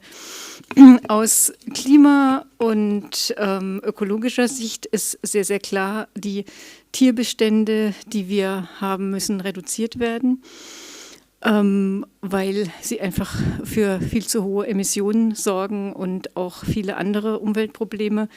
Und die große Frage ist, wie kommen wir dahin, mit welchen Instrumenten, aber auch welche Auswirkungen hat das dann, wir haben dann diese Instrumente wieder auf die Verbraucherinnen, welche Wirkungen auch gerade ökonomische und soziale auf die Landwirte, Landwirtinnen, auf die Regionen. Was kommt dort nach der intensiven Tierhaltung in den Regionen, wo wir die heute haben? Ich denke, wir sehen auch gerade noch mal vor der aktuellen Situation mit steigenden Preisen für Nahrungsmittel eine ganz neue Diskussion auf die Frage, was können sich dann auch die Verbraucherinnen leisten? Und natürlich eine noch schwierigere Diskussion wahrscheinlich für die Instrumente in Richtung einer Klimapolitik im Agrarsektor. Also ich denke, wir haben große, große Aufgaben, gerade bei der Landwende vor uns, die wir noch bewältigen müssen. Und deswegen freue ich mich jetzt sehr auf diese Runde hier mit Frau Ann-Cathrin Beermann und Herrn Sebastian Lagner und Kirstin Wiegmann. Und durch die Diskussion führt die Linde Quark und gibt auch noch einen Input. Und ich möchte jetzt nicht mehr Zeit wegnehmen für die Einführung und die Experten in die Runde bitten. Vielen Dank für die Begrüßung, auch von mir nochmal. Hallo und nach der Mittagspause wollen wir Sie jetzt abholen. Vielleicht kann ich auch noch mal was aufgreifen vom Vormittag. Die Kuh muss vom Eis, Hafer statt Kuhmilch, passt vielleicht jetzt so schließlich ans Dessert an. Und nicht nur die Wurst ist die Zigarette der Zukunft. Den Spruch kennt man ja auch. Genau, wir haben uns den Nachmittag, die 2 Stunden, die wir gemeinsam haben, so vorgestellt, dass es zunächst mal 2 Inputs gibt von meiner Kollegin Kirstin Wiegmann, Seite Erzeugerseite, wie ist die Problematik, warum ist Landwende so relevant. Ich werde einen kleinen Input geben zur Konsumseite, weil natürlich Ernährungsstile da eine große Rolle spielen. Und dann haben wir 2 externe Referentinnen, der Herr Professor Lagner von der Uni Rostock, wird auch zur Agrarpolitik, was kann die GAP, die gemeinsame Agrarpolitik Europas, da vielleicht richten für die Transformation der Landwirtschaft, und Ann-Cathrin Beermann vom Forum für soziale Marktwirtschaft wird uns zeigen, welche ökonomischen Instrumente es gibt, die eher die Konsumentenseite adressieren, möglicherweise aber auch beide Seiten. Damit möchte ich überleiten zu meiner Kollegin Kirstin Wiegmann und bitten, hier freizuschalten, genau, den Computer.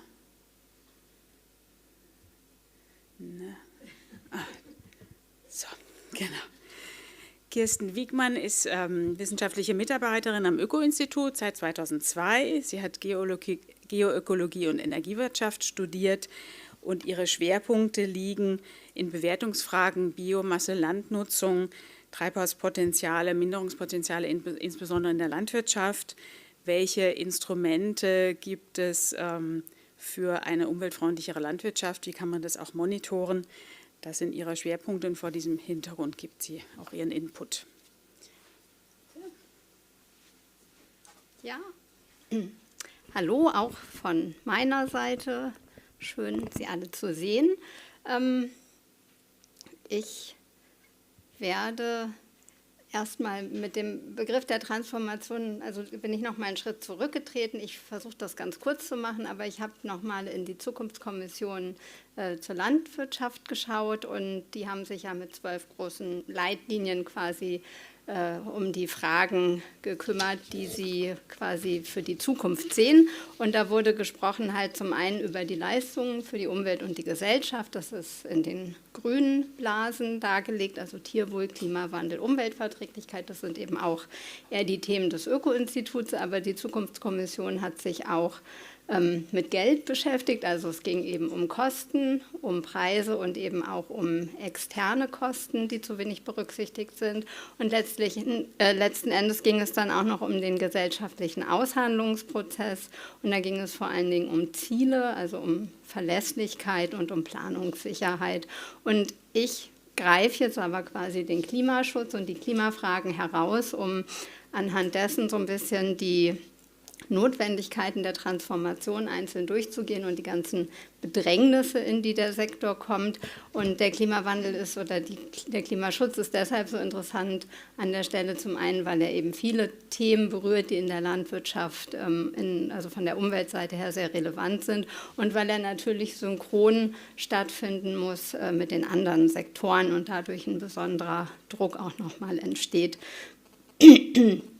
Also mit dem Klimaschutzgesetz sind wir ja jetzt in einer Welt, die Klimaneutralität bedeutet. Das heißt, wir müssen die Restemissionen, die noch verbleiben, nach der Minderung eben kompensieren mit negativen Emissionen.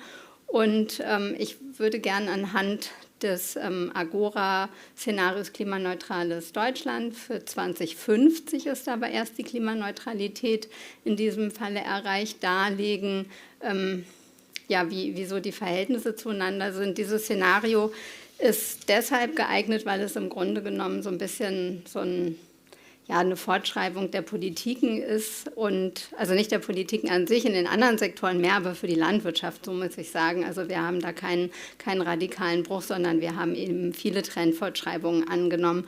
Und das ist dann ein Szenario, da sieht man die Landwirtschaft mit 44 Millionen Tonnen noch in den Restemissionen als den Sektor mit den größten Emissionen stehen. Also das ist eben da links dieser große lilane Balken. Und dem gegenübergestellt müssen jetzt eben negative Emissionen werden. Und die negativen Emissionen, die können sich zusammensetzen eben aus den natürlichen Senken.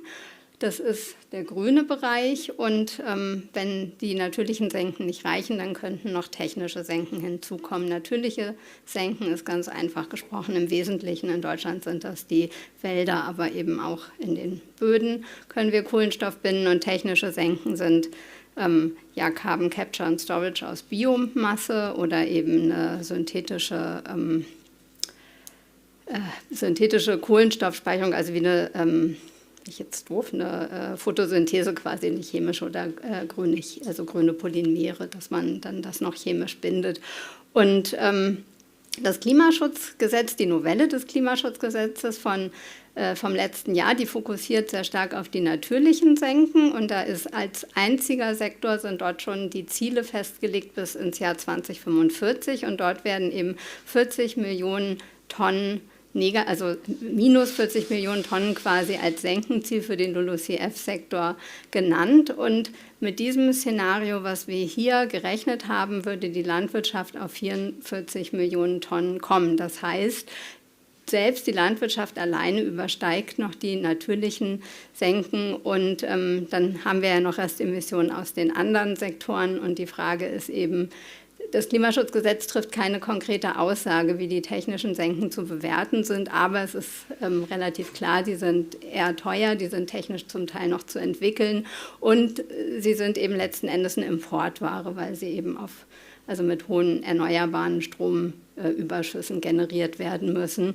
Also daher der Fokus des Klimaschutzgesetzes auf die natürlichen Senken und damit ist aber klar, dass die Landwirtschaft für sich alleine sehr wahrscheinlich eben nicht in so einer großen Menge diese Senken in Anspruch nehmen kann. Und der Pfad, der hier beschrieben ist, führt damit nicht zum Ziel. Also nur ein bisschen weniger tierische Produkte, ein bisschen mindern, alles das wird eben nicht reichen, es wird mehr passieren müssen. Und gleichzeitig haben wir natürlich ja auch im Hintergrund einen Klimawandel, der eben auf die Erträge drückt und wir haben eine steigende Weltbevölkerung. Also das heißt, die Nachfrage nach biogenen Produkten und nach Lebensmitteln ist insgesamt am Steigen und damit eben auch die Notwendigkeit, entschieden zu handeln.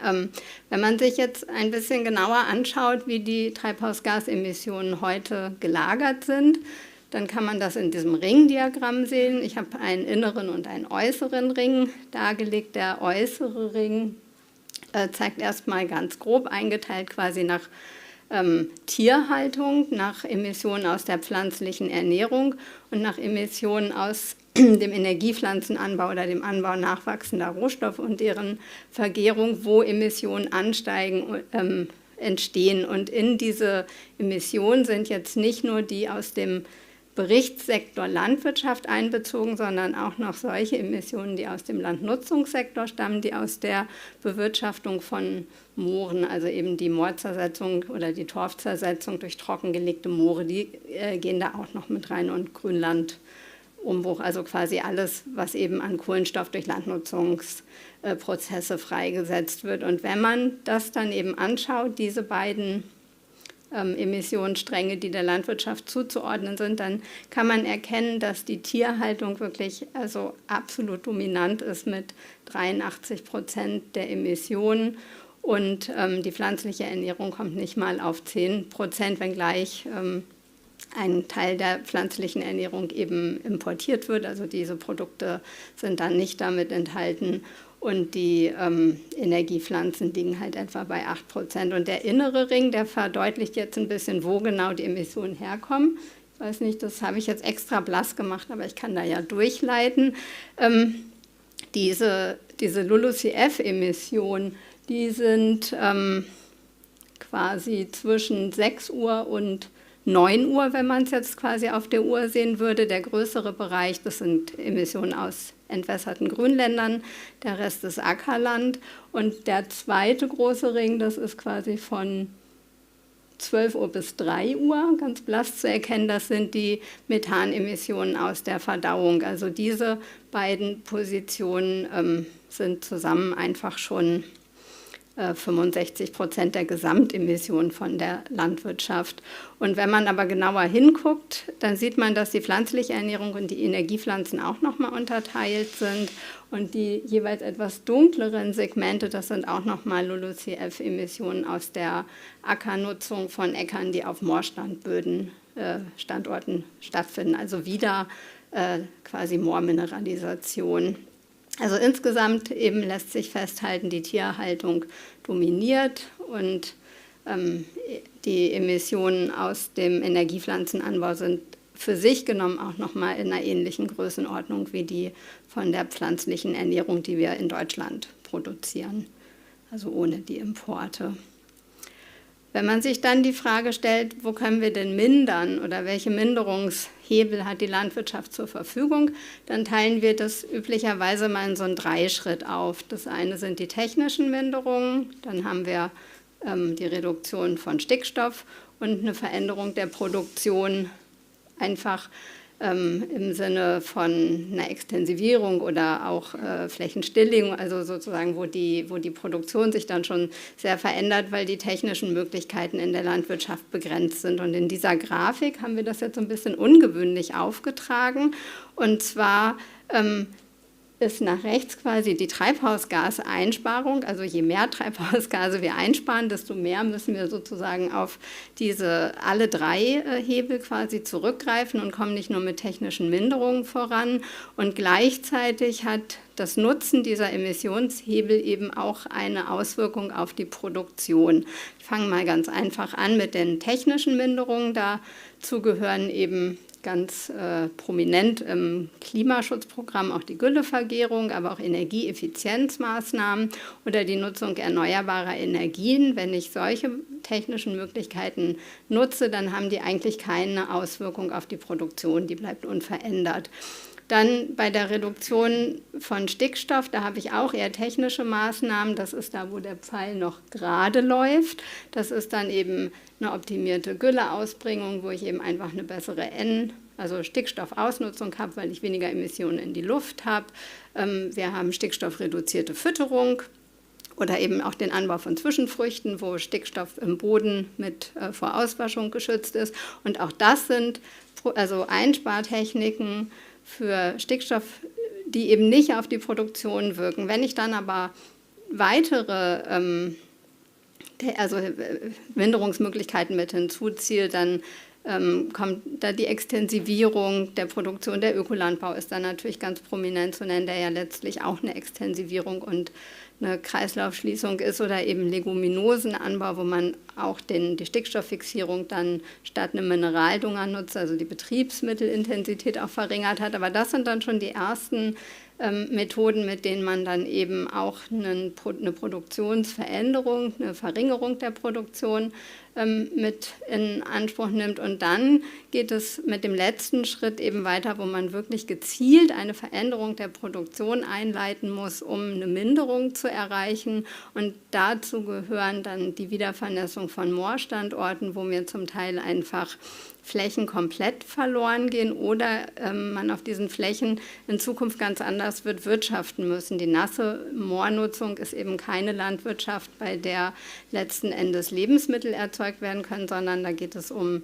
Biomasse, und die Produktivität der Systeme ist wahrscheinlich auch geringer als die auf normalen Ackerstandorten. Es sind noch Erfahrungen zu sammeln. Dann ist die Schaffung ökologischer Vorrangflächen auch wichtig, zum einen, weil wir sie eben aus Biodiversitätsgesichtspunkten brauchen, aber das sind ungedüngte Flächen, also Flächen, auf denen dann eben der Input geringer wird, und eben als letztes eine Verringerung der Tierproduktion, weil einfach die Emissionen aus der Verdauung nur ein ganz bisschen durch Fütterung zu beeinflussen sind. Man kann auch ein bisschen durch die Art und Weise, wie man die Herden managt, da was einsparen, aber technisch ist es ansonsten bisher nicht möglich. Also es gibt zwar erste Erfahrungen mit Futterzuschlagstoffen, aber es ist noch offen, inwiefern das dauerhaft auch zu Minderungen führt. Wenn die Produktion runtergeht, dann gehen im Hintergrund zwei Kurven hoch. Das eine ist, dass wir halt ein paar alternative Produkte haben. Also dazu, ich hatte die Paludikulturen, diese feuchte Moornutzung schon genannt, auch Agroforstsysteme können in der Richtung wirken. Also das heißt, man hat einfach auch ein neues Produktionsspektrum, aber mehr im Bereich der Biomasse, die dann zum Teil auch Kohlenstoffsenken mit aufbauen. Und da ist man dann schon beim zweiten Punkt. Die Biodiversität hatte ich auch schon erwähnt, die eben auf den Flächen mit gefördert werden kann. Und dann haben wir auch ökologische Leistungen, also es sind dann quasi immaterielle Leistungen, die dann auf diese Weise geschaffen werden. Und an der Stelle ist dann nochmal zu erwähnen, dass gerade wenn man eben den Stickstoffeinsatz reduziert, auf jeden Fall ein hohes Maß an solchen ökologischen Synergien zu erreichen sind. Und wenn wir weniger Tierprodukte zu uns nehmen und die Tierproduktion sinkt, dann setzt das eben auch Flächen für alternative Nutzung frei. Und da bin ich schon beim nächsten Stichwort, nämlich den Flächen.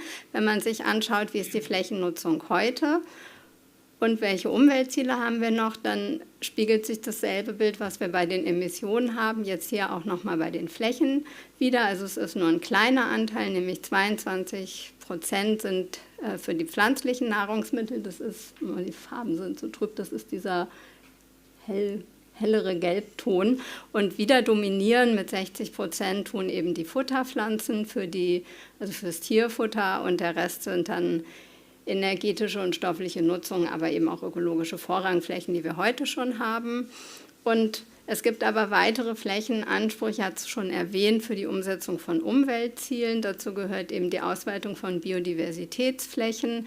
In der europäischen Nachhaltigkeitsstrategie sind 10% der Landfläche vorgesehen, also der landwirtschaftlichen Nutzfläche, also 10% der Agrarflächen, die eben einfach wieder in Biodiversitätsflächen überführt werden müssten. Es gibt den Ökolandbau, der mit 25 bis 30% Flächenumfang eingeführt werden soll, und eben die erwähnte Moorvernässung, das sind nochmal 6 bis 7% der Fläche, wenn wir eben davon ausgehen, dass wir hoffentlich 80% der Moorflächen wieder vernässen können, die heute unter landwirtschaftlicher Nutzung sind. Das heißt, 1/3 der Fläche wäre mit Nutzungsveränderungen betroffen, die dann eben wo die heutige Produktion in der Weise nicht mehr stattfinden kann wie bisher. Es würde eben weniger produziert werden wie beim Ökolandbau oder eben ganz anders wie bei den Paludikulturen oder eben gar nicht, wenn wir so Biodiversitätsflächen haben.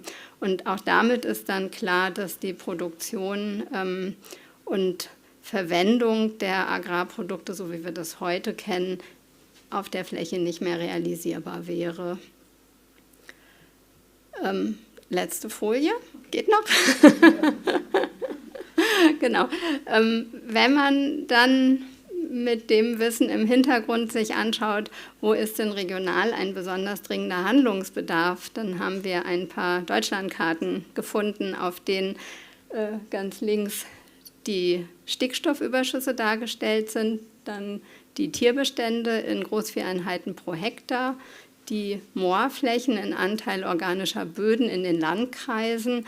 Und die dunklen Farben bedeuten immer, dass da hohe Belastungen vorliegen. Und man sieht einfach exemplarisch, dass also insbesondere im Nordwesten, da haben wir auch einen Kreis drumherum gemacht, die Belastungen besonders hoch sind. Umgekehrt, die letzte Karte zeigt die Verbreitung des Ökolandbaus. Und da sieht man, dass eben ausgerechnet auch in diesen Hotspots sich die Ökolandwirtschaft bisher am wenigsten durchsetzen konnte. Da ist die Zahl der Betriebe insgesamt gering. Und das heißt, wir haben eine Überlagerung. Ein bisschen ist es auch im Voralpenland in Bayern, aber nicht ganz so ausgeprägt wie eben im Nordwesten, wo einfach die hohen Tierbestände, die Emissionen aus den Mooren zusammenkommen und wo einfach die landwirtschaftliche Produktion überhaupt nicht mehr in der Weise fortzuführen ist wie bisher. Und wir die Frage aufwerfen, ob der Nordwesten jetzt quasi die Lausitz der Landwirtschaft ist, womit eben auch quasi impliziert ist, dass wir einen Prozess brauchen, der wahrscheinlich dem Kohleausstieg gleichkommt, dass wir eben dort insbesondere die Milchviehhaltung in Ostfriesland mit in den Fokus nehmen und eben, also wo die Politik dann eben auch einfach quasi klar und offen die Ziele kommunizieren muss und agieren muss und wo dann eben Lösungen auch für spezielle Zielgruppen zu suchen sind und auch finanzielle Entschädigung. Vielen Dank.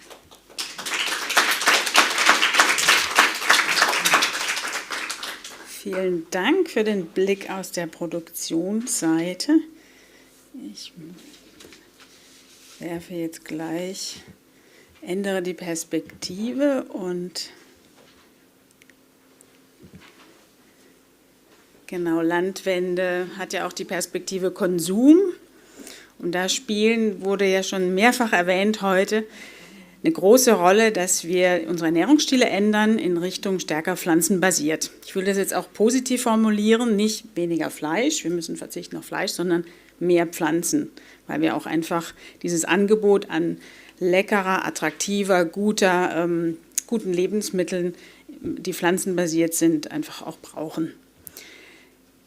Es gibt verschiedene Ernährungsempfehlungen und da möchte ich jetzt eine besonders hervorheben, die eben unter ökologischen und gesundheitlichen Wirkungen gegeben wird. Das ist die Planetary Health Diet. Das ist ein sehr wichtiger Referenzrahmen, der 2019 von der Eat-Lancet-Kommission entwickelt wurde und das Ziel hatte, eben eine Diät oder eine Ernährungsstile zu entwickeln, die Weltbevölkerung im Jahr 2050, da rechnen wir mit etwa 10 Milliarden Menschen, dass man diese Menschen gesund und verträglich für den Planeten ernähren kann, also innerhalb der planetaren Grenzen. Diese Planetary Health Diet enthält vorwiegend pflanzliche Lebensmittel, auch tierische, aber eben nur in sehr geringem Ausmaß. Und da geht es eben immer um, genau, die Versorgung muss ja gegeben sein mit Proteinen, Fetten und so weiter und genau, welchen Lebensmittelgruppen ist das jeweils zugeordnet. Wir hatten jetzt einiges schon über ökologische Folgen gehört, insbesondere klimarelevante Emissionen. Ich will noch einen Punkt hervorheben, der ist ja auch sozial, ist auch heute Morgen gefallen. Die Gesundheit ist ja auch relevant und hier geht es jetzt um Gesundheitskosten durch Über- und Fehlernährung. Und da zeigt sich, dass die nicht unerheblich sind. In Deutschland und im OECD-Vergleich liegt Deutschland zum Beispiel relativ schlecht, was den täglichen Obst- und Gemüsekonsum angeht. Der gehört ja zu einer ausgewogenen Ernährung dazu. Fünfmal Obst und Gemüse pro Tag. Und gleichzeitig gibt es überdurchschnittlich viel Übergewicht und Adipositas. Außerdem steht Deutschland zurück im Vergleich mit anderen OECD-Ländern, was die Primärprävention angeht. Also sprich die Förderung von gesunden Lebensstilen, gesunden Verhaltensweisen und eben auch einer gesunden Ernährung in dem Fall. Mit Über- und Fehlernährung, da geht es jetzt nicht speziell darum, was der Konsum von Fleisch beispielsweise für eine für Auswirkungen hat, aber generell Über- und Fehlernährung hat eben volkswirtschaftliche Folgeschäden. Die kann man unterschiedlich berechnen, da gibt es noch methodische Fragen, aber Größenordnung sind 30 Milliarden Euro pro Jahr, was ungefähr 8% der Gesundheitskosten entspricht. Dafür kann man ja schon einiges an Prävention machen, wenn man sich dann ausrechnet, dass da dann im Endeffekt weniger Gesundheitskosten entstehen, wenn man Primärprävention macht. Zurück zu den Ernährungsempfehlungen. Wie stehen die Ernährungsempfehlungen? Die Planetary Health Diet, in der Mitte habe ich auch nochmal die DGE-Empfehlungen aufgezeigt mit den tatsächlichen Verzehrmengen. Und da sieht man, das ist rechts noch aus der Verzehrsstudie. Ich habe jetzt leider keine neueren Daten, aber so wahnsinnig viel hat sich da, glaube ich, nicht verändert gegenüber dieser nationalen Verzehrsstudie 2. Da sieht man eben insbesondere, dass rechts der Gemüseverzehr niedriger ist als die Empfehlung bei der Planetary Health Diet oder auch bei der DGE-Empfehlung. Ebenso bei Obst sieht es genauso aus. Demgegenüber unten bei Fleisch liegen wir zu hoch. Genau, da liegen wir deutlich höher als die Empfehlung bei der Planetary Health Diet.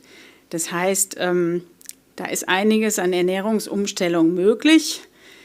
Hier werden Bereiche angezeigt, das heißt auch, das sind Ernährungsstile. Es gibt ja auch, je nachdem, kulturelle Unterschiede beim Essen und so weiter. Also es wird sicher nicht in einem Ernährungsstil münden, sondern es wird immer noch natürlich eine Differenzierung geben oder auch eben kulturell angepasste Lebensstile. Aber was die eben alle gemein haben, ist eben ein höherer Anteil Gemüse und Obst und ein geringerer Anteil an Fleisch.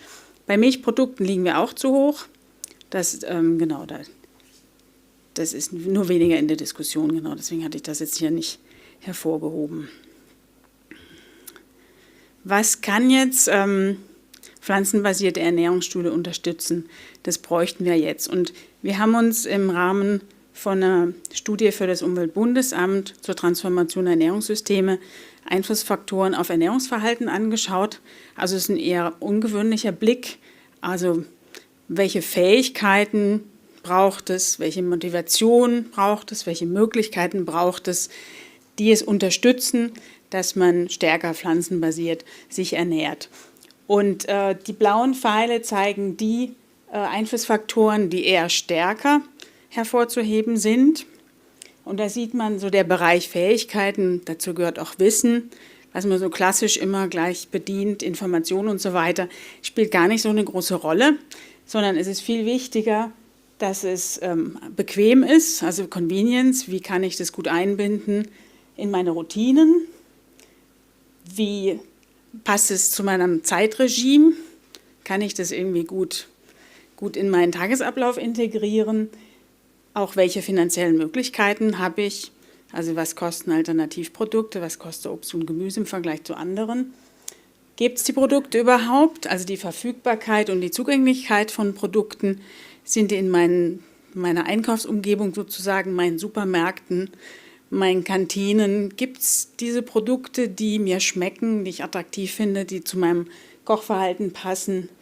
Wie ist auch Werbung zum Beispiel, Wahrnehmungslenkung, geht die eher auf, genau, da weiß man, Werbung geht stark auf Süßigkeiten und so weiter und jetzt Gemüse, Obst wird eher nicht so beworben. Wo lande ich da? Und natürlich alle Normen, was ist normal? Genau, heute Morgen wurde das ja auch mehrfach angesprochen, wird es wertgeschätzt? Genau, da war das Stichwort E-LKW und so weiter. Boah, ist das toll. Genauso ist es da. Ist vegetarisch toll? Wird es wertgeschätzt? Wie sind da die sozialen Normen? Oder ist es immer noch das 3-Komponenten-Menü Fleisch, Beilage, Gemüse, wo dann Fleisch notgedrungen immer dazugehört? Oder ändert sich da was? Und im Prinzip genau, bietet es ein breites Spektrum an Einflussfaktoren. Man kann jetzt auch, da fehlt noch viel Forschungsarbeit, wie beeinflussen die sich auch gegenseitig, welches ist jetzt wirklich, also man kann sicher nicht sagen, dass es den einen Faktor gibt, sondern es sind auf jeden Fall mehrere und es kann sich auch bei einer Person im Laufe des Lebens auch ändern, was jetzt da relevanter ist, Familienphase oder Geschmäckerpräferenzen können sich ja ändern und so weiter. Aber auf jeden Fall war das für uns eine Basis, um zu schauen, welche politischen Lösungsansätze könnte man denn wählen, um tatsächlich ein stärker pflanzenbasierten Ernährungsstil oder Ernährungsstile zu unterstützen. Und da ist mal das Erste, das ist heute Morgen auch schon gefallen, es sollte möglichst einfach sein, natürlich, sich nachhaltig zu verhalten. Und das heißt, auch ein stärker pflanzenbasierter Ernährungsstil sollte möglichst leicht und einfach umsetzbar sein. Ernährungsumgebungen sollten entsprechend gestaltet bzw. umgestaltet sein. Wir haben insgesamt 12 politische Lösungsansätze identifiziert, die dazu beitragen können, dass stärker pflanzenbasierte Ernährungsstile unterstützt werden. Dazu gehören öffentliche Kampagnen. Da kann man zeigen, was ist möglich. Da kann man auf soziale Normen Einfluss nehmen. Da kann man quasi auch werben für Gemüse und Obst. Genau, das Zweite spricht direkt die Lebensmittelwerbung an. Da geht es auch um Einschränkungen. Was ist nicht möglich? Es gibt ja die Diskussion, Billigfleisch sollte nicht mehr beworben werden. Das ist alles nicht so einfach und die Frage ist auch, was bringt das wirklich? Aber auch das Marketing, kann ich da auch mehr für Obst und Gemüse tun beispielsweise? Wie sehen formale, nonformale Bildungsangebote aus? Die Ausbildung im Kochbereich ist gerade in der Änderung, dass tatsächlich mehr Richtung auch vegetarisch kochen, mehr mit Gemüse kochen, dass das tatsächlich besser integriert wird. Das ist natürlich sehr wesentlich, damit sich dann Angebote ändern. Genauso berufliche Aus- und Weiterbildungsangebote, die Beratung, Gemeinschaftsverpflegung. Das ist, glaube ich, ganz klar, dass das wichtig ist, dass es auch verschiedene Ebenen hat. Das Angebot ist da, aber das ist auch wie so eine Lernumgebung, dass man da Erfahrungen sammeln kann. Auch die sonstige Außerhausverpflegung. Man könnte den Lebensmittelhandel besser einbinden, dass er zum Beispiel monitort, wie hoch ist denn der Anteil an Lebensmitteln, die pflanzenbasiert sind, die verkauft werden. Wie verändert sich das? Wird der Anteil höher? Man könnte sie auch verpflichten, da mehr aufzunehmen. Die Hersteller kann man fördern. Das hat ja auch was mit der Verfügbarkeit von Angeboten zu tun, dass sich tatsächlich Portionsgrößen oder auch überhaupt die Angebote, Convenience-Angebote oder generell schmackhafte Alternativen entwickelt werden. Akteurs- und sektorübergreifende Kooperationen, da kann man Krankenkassen mit einbeziehen, also auch neue Akteurskooperationen bilden. Und die Integration in die Stadt- und Raumplanung, das ist sicher eher ein neuer Gedanke, also dass einfach in der Einkaufsumgebung um einen herum ein entsprechendes Angebot da ist, dass man auch überhaupt die Möglichkeit hat, dass das wirklich einfach zugreifbar ist. Und natürlich nicht zuletzt, vielfach diskutiert und auch mehrfach schon erwähnt, eben die finanziellen Anreize. Und das kann neben Mehrwertsteuerfragen, Reduktion für pflanzliche, Erhöhung für tierische Produkte, aber auch sein, kann man nicht Gutscheine ausgeben für Obst und Gemüse. Obst und Gemüse ist ja vergleichsweise teuer, also das ist für niedrige Einkommensgruppen dann gar nicht unbedingt so einfach, das wirklich zu realisieren, eine gesunde, ausgewogene Ernährung. Also da gibt es auch ein großes Spektrum, was man tun könnte. Abschließend, das Ganze wäre natürlich idealerweise eingebunden in eine rahmengebende Ernährungsstrategie. Da hat ja die Bundesregierung im Koalitionsvertrag geschrieben, dass sie bis 2023 eine Ernährungsstrategie beschließen möchte.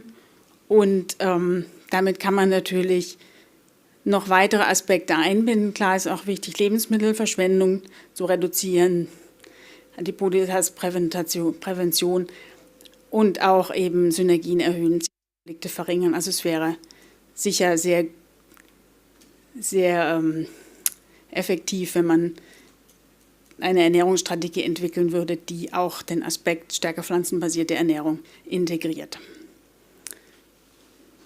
Soweit mein Input als Seite Konsum. Okay.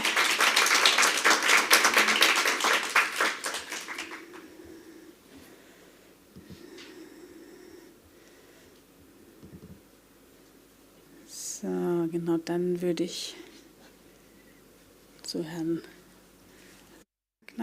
Professor Lagner überleiten und gebe Ihnen das Wort.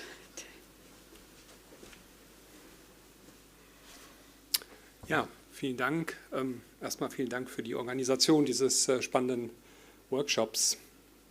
Ich will in den nächsten knapp 20 Minuten versuchen, einen Überblick zu geben, wie wir agrarpolitisch aufgestellt sind. Also inwieweit wir tatsächlich die Sachen, die ja jetzt identifiziert wurden, zumindest mehr Klimaschutz in der Landwirtschaft zu erreichen, ob wir dafür auch die richtigen Instrumente am Start haben und vor allem, ob wir die vorhandenen Mittel sinnvoll einsetzen. Wenn wir angucken, was sind die Hauptaufgaben oder die Hauptherausforderungen, dann geht es ja eigentlich um sowas, das hatte Kirsten Wiedmann ja gerade eigentlich schon relativ gut dargestellt, Klimawandel, Klimaanpassung, ein großes Thema, Umbau der Tierhaltung, dann eben auch die Frage Ressourcenschutz und Nährstoffe, dass wir lokal hohe Nährstoffüberschüsse haben. Dann das Thema Rückgang der Biodiversität, was jetzt auch seit einigen Jahren auch in der öffentlichen Debatte eine wichtige Rolle spielt und eben, was eben gerade auch schon gut eingeführt wurde, nämlich die nachhaltigen Ernährungssysteme. Wenn man sich anguckt, die Wissenschaft hat dazu jetzt nicht überall ganz genaue Hausnummern oder zumindest kenne ich sie nicht. Aber wenn man Klimawandelanpassung sich anschaut, Wissenschaftlicher Beirat Agrar- und Ernährungspolitik 2016, Minimum 1 Milliarde Euro jährlich. Für die Tierhaltung auch 1 Milliarde Euro mindestens, aber man könnte auch durchaus, wenn man diesen Umbauprozess beschleunigen will, durchaus auch 5 Milliarden ausgeben. Und Biodiversität allein um die Verpflichtungen der Natura 2000-Richtlinie in Deutschland vernünftig über Management und Anpassungsbeihilfen umzusetzen, bräuchte man 1,4 Milliarden. Also Sie merken, das hat System, wir reden hier die ganze Zeit über Milliardenbeträge. Jetzt will ich das mal ein bisschen einordnen, wie das zu den Zahlen passt, die uns jetzt vielleicht tatsächlich in der Agrarpolitik zur Verfügung stehen. Und Sie werden staunen. Also ich werde mich ein bisschen auf Klimawandel, Tierhaltung konzentrieren, aber versuche auch ein bisschen Überblick zu geben. So, ich habe jetzt mal versucht zusammenzustellen, was für Mittel stehen uns eigentlich insgesamt in der Agrarpolitik zur Verfügung. Wir müssen auch im Kopf haben, Agrarpolitik trägt etwa 0,7% zum Bruttoinlandsprodukt bei, beschäftigt etwa 0,5 bis 0,6% der Arbeitnehmer in Deutschland. Wenn wir jetzt weitgehend die Haupterwerbsbetriebe nehmen. So. Dafür, jetzt wissen Sie wahrscheinlich auch, dass der größte Teil der gestaltenden oder der fördernden Agrarpolitik in Brüssel entschieden wird, über die gemeinsame Agrarpolitik der EU und zwar auch schon seit Gründung der EU. Also die gemeinsame Agrarpolitik ist sozusagen der große, alte, Klammer auf, unsteuerbare Tanker, der schon seit vielen Jahren auf dem Weg ist und wo es unheimlich schwierig ist, Veränderungen herbeizufügen. Das ist in Deutschland 4,4 Milliarden, also jetzt für die aktuelle Förderperiode. Jetzt muss man immer so ein bisschen gucken, weil ich teilweise noch aus der alten Förderperiode, teilweise aus der neuen Förderperiode, die alte Förderperiode läuft Ende des Jahres aus und dann fangen wir mit einer neuen Agrarpolitik an. Wie neu die dann ist, muss ich zeigen. Aber wenn wir jetzt gucken, 4,4 Milliarden, das ist die sogenannte erste Säule, das waren immer so die von Brüssel hauptsächlich gesteuerten Einkommensbeihilfen, aber inzwischen ist es auch ein bisschen Umwelt. Dann haben wir die zweite Säule, das ist etwas, was zwischen Brüssel und den Bundesländern und auch dem Bund gemeinsam finanziert wird. Da geht es um ländliche Entwicklung, da wird sehr viel mehr gestaltende regionale Agrarpolitik gemacht. Dort sind auch die Agrar-, Umwelt- und Klimamaßnahmen zu verorten. Das sind auch nochmal 1,5. Also sind wir dann insgesamt mit Kofinanzierung, das ist die nächste Zeile, 1,2 Milliarden, dann sind wir doch deutlich über 6, eigentlich bei 7 Milliarden in etwa. Dann haben wir aber neben diesen Förderpolitiken auch die Agrarsozialpolitik, 4 Milliarden. Dazu muss man allerdings wissen, wenn man sich die Altersstruktur in der Landwirtschaft angucken, wir haben sehr, sehr viele alte Leute, also sozusagen demografisch ist die Struktur in der Landwirtschaft gegenüber der sonstigen Gesellschaften nachteilig und wir haben einen starken, ja, vielen Dank, einen starken sektoralen Wandel. Wir waren mal nach dem Zweiten Weltkrieg war der Agrarsektor 25% der Menschen, hat dort mal 25% der Menschen beschäftigt, 1950 ungefähr. Und seitdem geht das kontinuierlich runter. Und das federn wir über die Agrarsozialpolitik ab. Also wir haben immer sehr viel mehr Zahlungsempfänger als Einzahler. So, sprich, diese 4 Milliarden stehen uns eigentlich nicht wirklich zur Verfügung. Das wird fortgeschrieben, damit puffert man den Strukturwandel ab. Dann haben wir aber nationale Subventionen, 1,2. Das sind immer mal hier ein Programm, mal da ein Programm, mal ein Bundesprogramm Ökolandbau oder Ökolandbau, nachhaltige Landwirtschaft. Aber auch sowas wie Stallerneuerung, Tierwohl. Da haben wir mal etwas, was sozusagen diesem Zweck dient. Und wir haben noch Steuervergünstigungen, die gerne auch vergessen werden. Und da sind wir nochmal mit ungefähr 1 Milliarde dabei. Der größte Teil davon ist die Agrardieselvergütung. Wenn wir jetzt Klima- und Agrardieselvergütung zusammenbringen wollen, das ist schon herausfordernd. Also wahrscheinlich würde das eher als eine schädliche Subvention gelten. Ich muss sagen, die Begründung ist die, landwirtschaftliche Nutzfahrzeuge nutzen, wenn man überlegt, wozu ist die Besteuerung von Diesel, für das Bauen von Straßen, und landwirtschaftliche Nutzfahrzeuge nutzen Straßen nicht so häufig, sondern eher Feldwege, und hat man gesagt, erstatten wir doch den armen Landwirten ein bisschen was. Also ich hoffe, Sie hören etwas den satirischen Unterton, weil ich meine, klar kann man so argumentieren, man kann es aber auch bleiben lassen. Also all around geben wir 13 Milliarden aus. Also das ist schon eine Menge, auch gerade wenn Sie die ersten Zahlen ein bisschen im Kopf haben. Also hier nochmal eben der gestalterische Teil, an den Teil kommen wir nicht ran. Hier kann man schon ein bisschen was machen. Und meine böse Befürchtung ist, wenn wir in der europäischen Agrarpolitik nicht die Gelder vernünftig einsetzen, und das tun wir im Moment nicht, dann wird dieser untere Teil immer mehr zur Disposition stehen und auch größer werden müssen, weil einfach die Finanzbedarfe da sind. Gucken wir uns doch mal die gemeinsame Agrarpolitik an. Jetzt gibt es sozusagen ein ganzes Bündel neuer Ziele. Ich werde Ihnen nicht alle vorlesen, ich will vor allem auf 3 verweisen, nämlich Klimaschutz. Climate Change Action enthält theoretisch auch Anpassungen, ne? Das ist so ein bisschen wischiwaschi von der Definition. Dann haben wir Environmental Care, da würde wahrscheinlich so Nährstoffüberschüsse reinfallen, und Preserve Landscapes and Biodiversity, also Biodiversität, Landschaftsvielfalt. Und dann haben wir aber eben im oberen Teil durchaus auch noch eine ganze Menge Einkommens- und Produktivitätsziele, und wir haben im unteren Teil ländliche Entwicklung. Wenn wir jetzt aber angucken, ne, das sieht jetzt alles furchtbar ausgewogen aus, schauen wir mal, wofür Geld ausgegeben wird. Sie sehen jetzt hier ein schönes Balkendiagramm, und wenn Sie diese ganzen Beschriftungen dort lesen, ist jeweils einer dieser Balken ist eines dieser Ziele, die ich da gerade in dieser schönen Blattrosette dargestellt habe.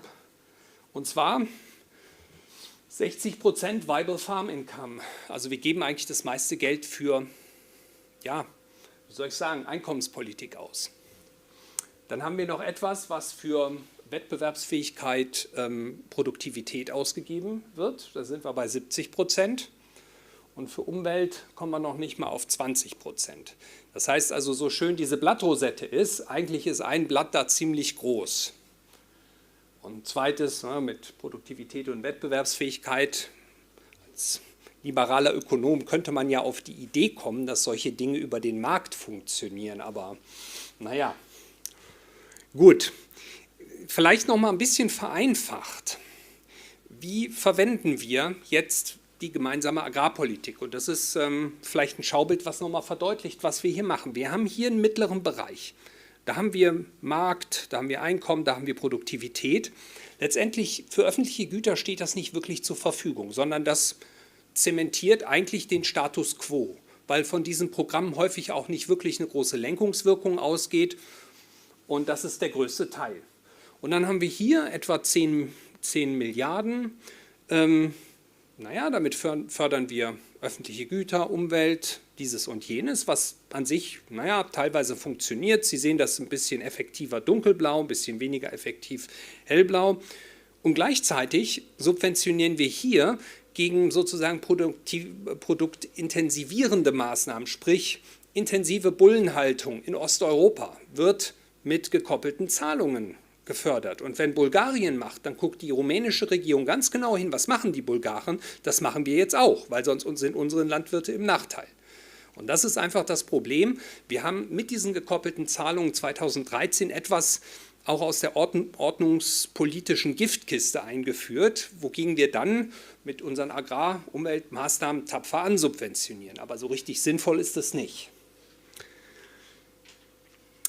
Gut, jetzt ist hoffentlich ein bisschen der Punkt deutlich, wo das Problem liegt. Jetzt könnte man ja sagen, Einkommenspolitik, also wenigstens, wir führen zwar den Wandel nicht so richtig mit öffentlichen Gütern durch oder das ist ein bisschen schwierig, aber zumindest haben wir sozialen Ausgleich.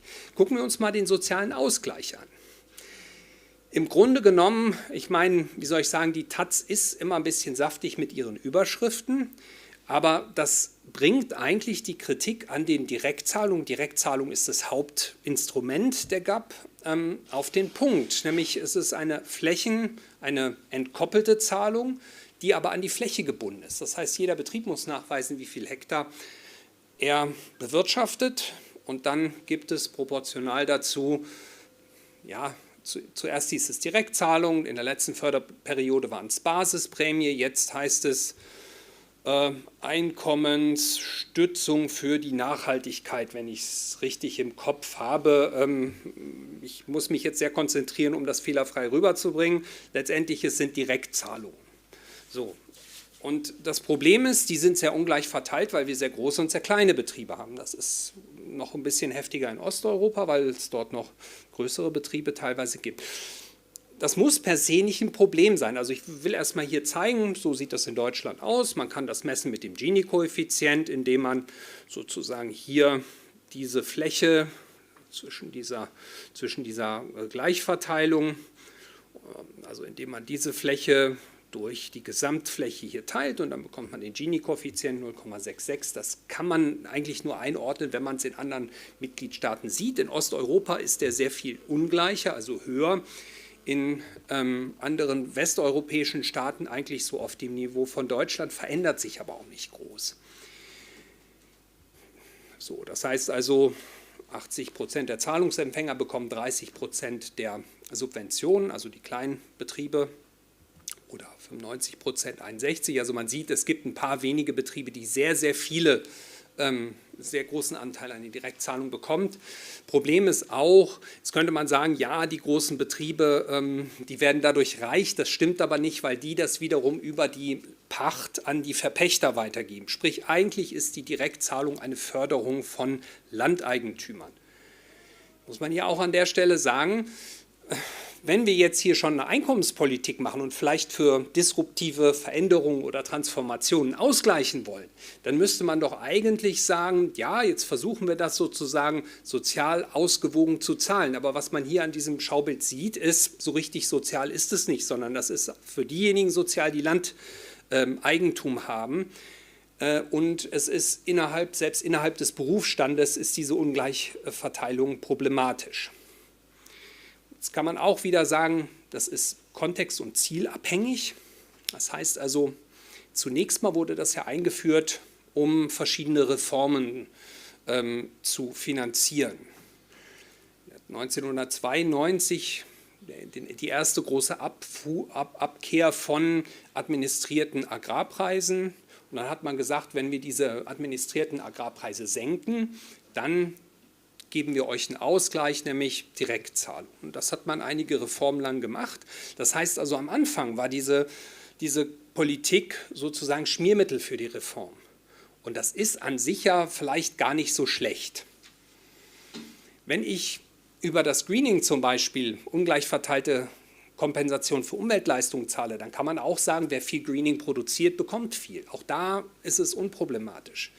Bei Einkommensstützung ist das Problem hauptsächlich da, weil wir hier nicht auf die Bedürftigkeit abstellen. Es gibt keine vernünftige Studie, die wirklich belegt, dass Direktzahlung sich an irgendeiner Bedürftigkeit von Betrieben orientiert. Im Übrigen sind ja auch Betriebe nicht bedürftig, sondern Haushalte.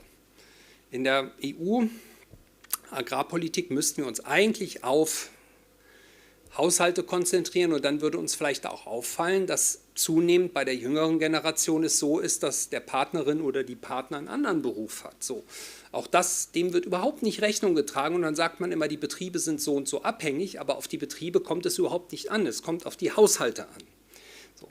Das heißt also, Sie merken jede Menge Ungereimtheiten, Unklarheiten und im Grunde genommen eine Einkommenspolitik, die überhaupt nicht für irgendwelche Veränderungen kompensiert, am Anfang vielleicht schon, ne? Also Anfang in den 90ern oder frühen 2000ern konnte man noch sagen, okay, sie haben als Schmiermittel für die großen GAP-Reformen funktioniert, aber die Zeit ist lange vorbei. Das heißt also, im Grunde genommen, der große weiße Elefant im Raum ist die Einkommenspolitik der GAP.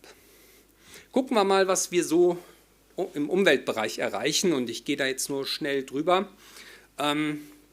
Was wir gemacht haben, mit Margarete Schäffler, mit Kirsten, mit Christian zusammen, war, dass wir uns angeguckt haben, welche Klimaziele erreichen wir in der ersten Säule. Eine der Neuerungen der aktuellen GAP-Reform ist, dass wir auch die sogenannten Ökoregelungen haben, die sozusagen verschiedene Umweltziele fördern. Und man kann sich ja jetzt angucken, was erreichen wir an Einsparpotenzial. Und dann haben wir das einerseits verglichen, das kann man hier sehen, sozusagen mit den Sektorreduktionszielen bis 2030. Und da sieht man, naja, 0,9 Millionen Tonnen CO2-Äquivalente. Das sind etwa, wir schaffen etwa 8% der Ziele, die wir bis 2030 erreichen wollen. Also das ist im Grunde genommen Klimaschutz im homöopathischen Bereich. Und wenn wir dann noch den Sektor, also den Landnutzungsänderung mit berücksichtigen, da ist es im Grunde genommen noch geringer. Wird ein bisschen mehr, aber auch hier reißen wir eigentlich nicht viel. Das heißt also, wenn man jetzt sagt, wir haben 2 Säulen, in der ersten Säule erreichen wir nicht viel und das sind in Deutschland 50% der Umweltausgaben, dann muss es die zweite Säule regeln. Wenn man jetzt in die zweite Säule guckt, das ist bisher auch keine Erfolgsgeschichte. Ich habe jetzt hier mal Daten für die letzte Förderperiode hergenommen. Und der Punkt ist hier, naja, der Strategieplan liegt erst relativ kurz vor, weil an sich könnte man das da auch nachgucken, aber da habe ich jetzt noch keinen Überblick. Aber sehr grob gesehen, man sieht hier, das sind in der zweiten Säule Ökolandbau, Agrar-, Umwelt- und Klimamaßnahmen. Also sehr spezifisch Klima wirkt es auch nicht, an der einen oder anderen Stelle ja, aber die eigentlichen Sachen, die es bringen, wären Förderung von Wiedervernässung, Umwandlung Ackerland in Grünland, beziehungsweise Förderung Paludikultur, dazu sage ich gleich was, und Tierwohlausgaben. Man sieht Tierwohlausgaben 0,8%, das ist im Grunde genommen so gut wie gar nichts. Also um es nochmal mit Zahlen zu machen, in der letzten Förderperiode in der zweiten Säule 3,7 Millionen. Ne? Vorher haben wir immer über Milliarden geredet, jetzt einstelliger Millionenbereich, 0,3%, wenn man nationale Mittel dazu zählt. Im Grunde genommen haben das hauptsächlich 2 Bundesländer gemacht. Tierwohl, da waren wir zumindest bei 20 Millionen. Da haben wir natürlich noch nationale Mittel dabei, aber so viel ist es auch nicht. Aktuell, und das ist jetzt Sneak Preview, weil ich weiß nicht, also man müsste das noch sehr viel genauer studieren, das ist noch nicht fertig. Aber es ist so der erste Eindruck, der entsteht. Wir erhöhen das hier schon deutlich im Bereich der Vernässung, allerdings flächenmäßig sind wir dann auch nicht bei sehr viel mehr. Also das heißt so, der erste grobe Blick in den Strategieplan zeigt eigentlich, wir bauen Ausgaben im Bereich der Moorvernässung aus. Aber ja, es bleibt abzuwarten, wie das wirklich wirkt. Und das Problem wird hier eben sein, die Flächenziele, die über die Moorstrategie vorgegeben sind, also ich habe es nicht im Kopf, aber flächenmäßig, ich weiß nicht, ob ihr das gleich ergänzen könnt, da sind wir nicht bei 20.000 pro Jahr. Also deswegen, hier bleiben wir auch hinter den Ansprüchen zurück. Beim Tierwohl könnte das ein bisschen besser sein, auf EU-Ebene von 2 auf 3% und in Deutschland, Sie erinnern, 0,8 auf 3%. Das heißt, da haben wir schon ein bisschen mehr der Mittel genutzt, aber 3% in der zweiten Säule. Zweite Säule ist der kleinere Teil. Also auch da muss man sagen, von der großen Transformation sind wir budgetär weit entfernt. Die überspringe ich jetzt leider doch. Ich will nur mal eine Sache noch mal anticken. Wie machen wir das von den Instrumenten her? Und das ist vielleicht auch was dann in die Diskussion überleiten kann, beziehungsweise auch noch mal an meine Nachrednerin. Die große Frage ist ja, man kann mit Ordnungsrecht vorgehen. Also man schreibt bestimmte Dinge vor. Sowas wie Flächenbindung bei tierhaltenden Betrieben oder man muss bestimmte Flächen, die als also organische Böden, ehemalige Moorflächen ausgewiesen sind, darf man nicht mehr intensiv ackerbaulich nutzen. Man kann Förderrecht ausbauen, laufende Kosten des Stallumbaus oder auch die Investitionskosten fördern. Was in der Diskussion ist, ist die reguläre Umsatzsteuer für Tierprodukte. Ich schreibe hier bewusst regulär, ne? Also man erhöht nicht, sondern wir schaffen nur eine Subvention ab. Das ist ein bisschen die Frage, wie spezifisch das wirkt. Oder wir machen eine CO2-Steuer plus Grenzausgleichsabgabe an der EU-Grenze. Oder eine gerichtete Tierwohlabgabe, die sich dann aber an Tierwohlkriterien orientieren würde. Aus meiner Sicht sind Information und Beratung, gerade wenn wir über Landwirtschaft nachdenken, essentiell. Das ist absolut wichtig, weil sonst kriegen wir die Landnutzer nicht mit an Bord. Und es gibt im Sektor einfach unheimlich viel Skepsis gegen diese zwei Projekte. Aber da kann man nur finanziell plus mit Information und Beratung ran. Aber eben wie gesagt, die Rolle des Ordnungsrechts, das ist eine politische Frage, wie man es nutzen will und schließlich Labelpolitik könnte auch dazu beitragen, dass wir sozusagen ein bisschen mehr Transformation erleben. So, ich hoffe, das war der Diskussion zuträglich. Vielen Dank für die Aufmerksamkeit und dann vergebe ich jetzt an meine Nachrednerin. Vielen Dank für den Einblick in die Agrarpolitik. Sicher sehr hilfreich für die Diskussion. Es geht gleich weiter mit Instrumenten. Ann-Cathrin Beermann vom FÖS wird wieder die Konsumentenseite stärker einnehmen und auf Instrumente für eine stärker pflanzenbasierte Ernährung eingehen. Ja, vielen Dank. Ich würde nochmal vorhin ergänzen, wir wurden vorhin als Forum Soziale Marktwirtschaft vorgestellt. Da ist noch ein Ö drin, wir sind das Ökologisch-Soziale Marktwirtschaft. Aber das passiert allen, wir werden notorisch falsch ausgesprochen. Genau, und ich werde jetzt ganz kurz so einen kleinen Überblick über den Werkzeugkoffer geben, der uns in der Umweltpolitik gemeinhin zur Verfügung steht. Und genau, da haben wir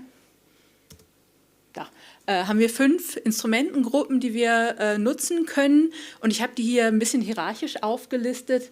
Das heißt, das oberste, die Information, ist das schwächste Instrument, was die geringste Wirkung anfällt, was aber sehr gerne genutzt wird, weil es am wenigsten Reibung erzeugt und am wenigsten Widerstand. Das heißt, gerade wenn man sich im politischen Raum bewegt, wird häufig versucht, als erstes und am vehementesten Informationskampagnen zu starten, einfach weil sie wenig kosten, weil sie selten Widerstand erzeugen. Das Problem ist, sie sind nicht so richtig wirkmächtig. Ich werde da gleich ins Detail drauf eingehen. Und es gibt auch Überraschungen, gerade im Landwirtschaftssektor. Wer sich erinnert, vor, ich weiß nicht, mittlerweile auch 7, 8 Jahren gab es mal diese Bauernsprüche, so steht das Schwein auf einem Bein, ist der Schweinestall zu klein und so. Und wo die meisten dachten, ach, humoristisch ganz nett, ist tatsächlich die Bauernlobby da ganz intensiv drauf angesprungen und hat da sehr vehement gegen argumentiert. Und dann wurde das auch zurückgezogen und die damalige Umweltministerin hat sich entschuldigt.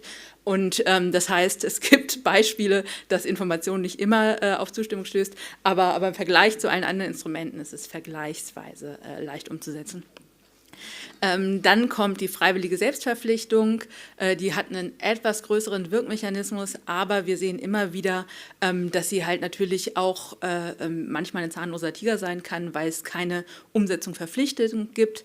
Das heißt, eines der bekanntesten Beispiele aus der freiwilligen Selbstverpflichtung ist die Selbstverpflichtung des Handels, Plastiktüten mit einem Preis zu versehen, dass sie nicht mehr kostenlos ausgegeben werden dürfen.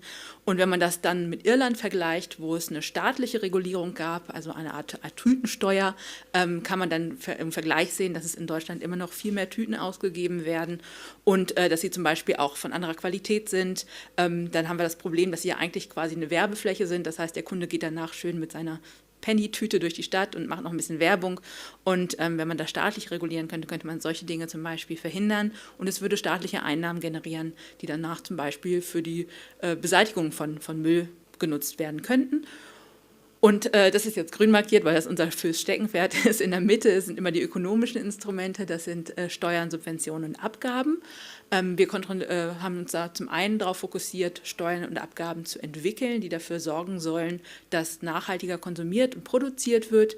Und das Zweite, auf das wir ganz stark gucken, ist der Abbau von umweltschädlichen Subventionen. Das heißt, wer vielleicht den Uber-Bericht dazu kennt, der normalerweise alle 2 Jahre rauskommen sollte, die letzte Lücke war ein bisschen größer, da wird immer wieder gelistet, wie groß die Anzahl der umweltschädlichen Subventionen sind. Und da sehen wir immer, dass das, was das Uber als umweltschädliche Subventionen listet, größer ist als Summe als das, was das BMF, also das Finanzministerium, überhaupt als Subvention listet. BMF ausschließlich von ausgezahlten Geldern und Nachlässen von Steuern und Abgaben ausgeht, geht das Uber da viel weiter und definiert zum Beispiel auch so monetäre Anreize wie zum Beispiel das Dieselprivileg, also dass Diesel mit einem geringeren Steuersatz beansprucht wird als Benzin damit rein. Dann sieht man schon, da haben wir ganz viele Fallstricke in der Definition, aber das ist eine Sache, mit der wir uns sehr intensiv auseinandersetzen und die auch in der Agrarpolitik relevant ist. Dann ein bisschen weniger in unserem Kontext jetzt, worüber wir heute reden, sind die planerischen Instrumente. Das ist dann zum Beispiel solche Sachen wie, ich gebe dir nur eine Baugenehmigung, wenn du bestimmte Nachhaltigkeitsstandards erfüllst. Das ist in unserem Kontext heute weniger relevant, aber ich habe ein schönes Beispiel gefunden, wo wir das zumindest ein bisschen drauf beziehen können. Und als wirkmächtigstes Instrument, aber auch unfassbar schwer umzusetzen politisch, ist das Ordnungsrecht, weil es halt ganz klar Verbote und Gebote setzt und somit einfach Handlungsspielraum eingrenzt. Und das ist dann natürlich in einem liberalen Demokratie immer so das schärfste, aber auch letztgenutzte Schwert. Genau, und jetzt gucken wir uns einmal in unserem Themenkontext diese Instrumente an. Anfangen wir auch mit der Information.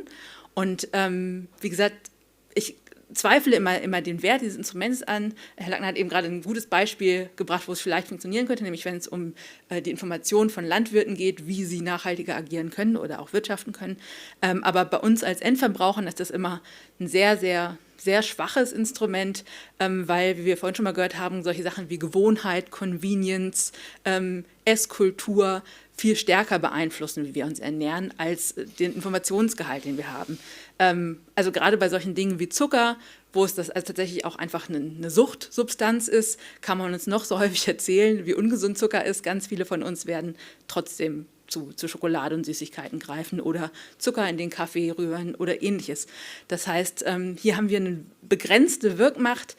Es gibt eine Publikation von Ecologic, von Martin Hirschnitz-Gaber, der hat mal ganz pessimistisch geschrieben, die einzige Informationskampagne, die jemals funktioniert hätte, wäre die HIV-AIDS-Kampagne gewesen, weil Milliarden reingepumpt wurden und über Jahrzehnte lief.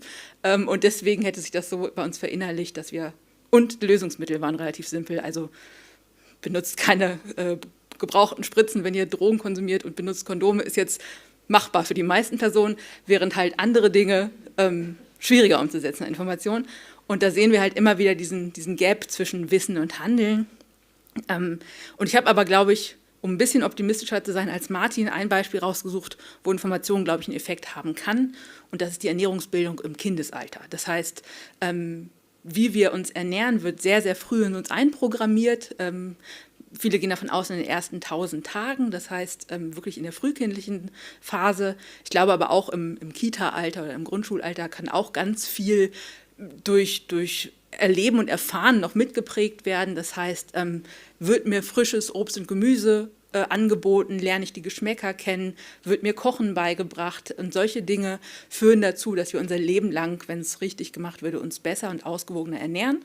Und wenn wir dann den Kindern schon früh mitgeben, dass zum Beispiel Fleisch eher das Sonntagsessen ist oder was Seltenes oder wie lecker Gemüseprodukte sind, dann können wir da langfristig tatsächlich das Fundament legen, was dazu führen kann, dass wir uns fleischärmer und mehr pflanzlich ernähren. Was hier auch noch ganz positiv ist, dass wenn wir das zum Beispiel in Schulen und Kitas integrieren, dass wir potenziell vulnerable Kinder hier schon mit ergreifen können. Also wenn wir einfach die Gemeinschaftsverpflegung nachhaltig und gesund ausprägen, dann können wir zum Beispiel Kindern, deren Eltern leider wenig finanzielle Mittel zur Verfügung haben und deswegen vielleicht zu Hause nur Nudeln und Toast essen können, wenn der Monatsende sich langsam annähert, dann können wir da ihnen zum Beispiel mittags immer eine gute, gesunde Mahlzeit angedeihen. Und da haben wir ganz viele positive Nebeneffekte, dann halt was Gesundheit und sowas angeht. Dann die freiwillige Selbstverpflichtung, wie gesagt, da wo ich am skeptischsten bin, weil es keine Umsetzungspflicht gibt. Das heißt, wenn Ziele nicht erreicht werden, dann können Unternehmen sich da wieder von zurückziehen. Und wir haben da dann halt in der Praxis einfach Beispiele, wo dann Ziele nicht erreicht wurden, aber dadurch, dass die mediale Aufmerksamkeit zum Beispiel nicht mehr auf dem Thema lag, darauf einfach gar nicht reagiert wurde und der öffentliche Druck verschwunden ist. Wir haben aber auch 1, 2 andere Beispiele. Zum Beispiel hatte die Papierindustrie eine freiwillige Selbstverpflichtung, mehr den Recyclinganteil im Papier zu erhöhen und die haben das tatsächlich auch umgesetzt.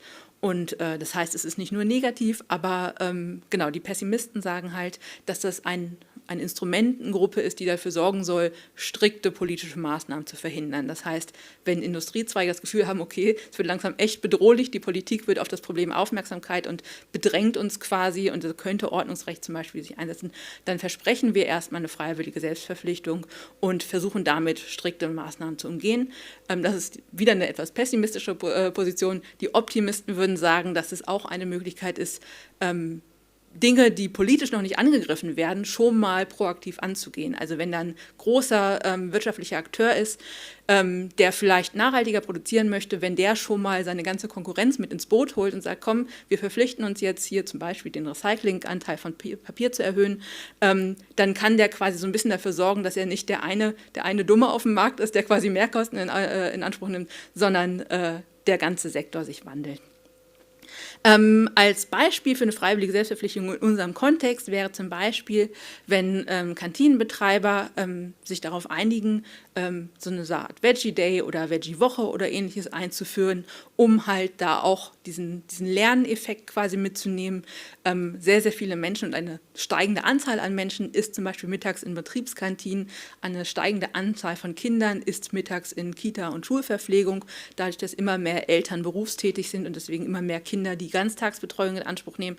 Das heißt, wir sehen da zum Beispiel eine einfach wachsende Anzahl an Menschen, die in Kantinen ist. Auch in Altenpflegenheimen immer mehr Menschen sind in der Situation, in ein Seniorenheim zu ziehen, weil sie älter werden, weil sie vielleicht länger pflegebedürftig sind. Und da sehen wir einfach, die Anzahl der Personen, die wir damit erreichen können, wächst. Und da haben wir halt das Potenzial, wenn wir Kantinenbetreiber davon überzeugen können, da einen Wandel einzuleiten.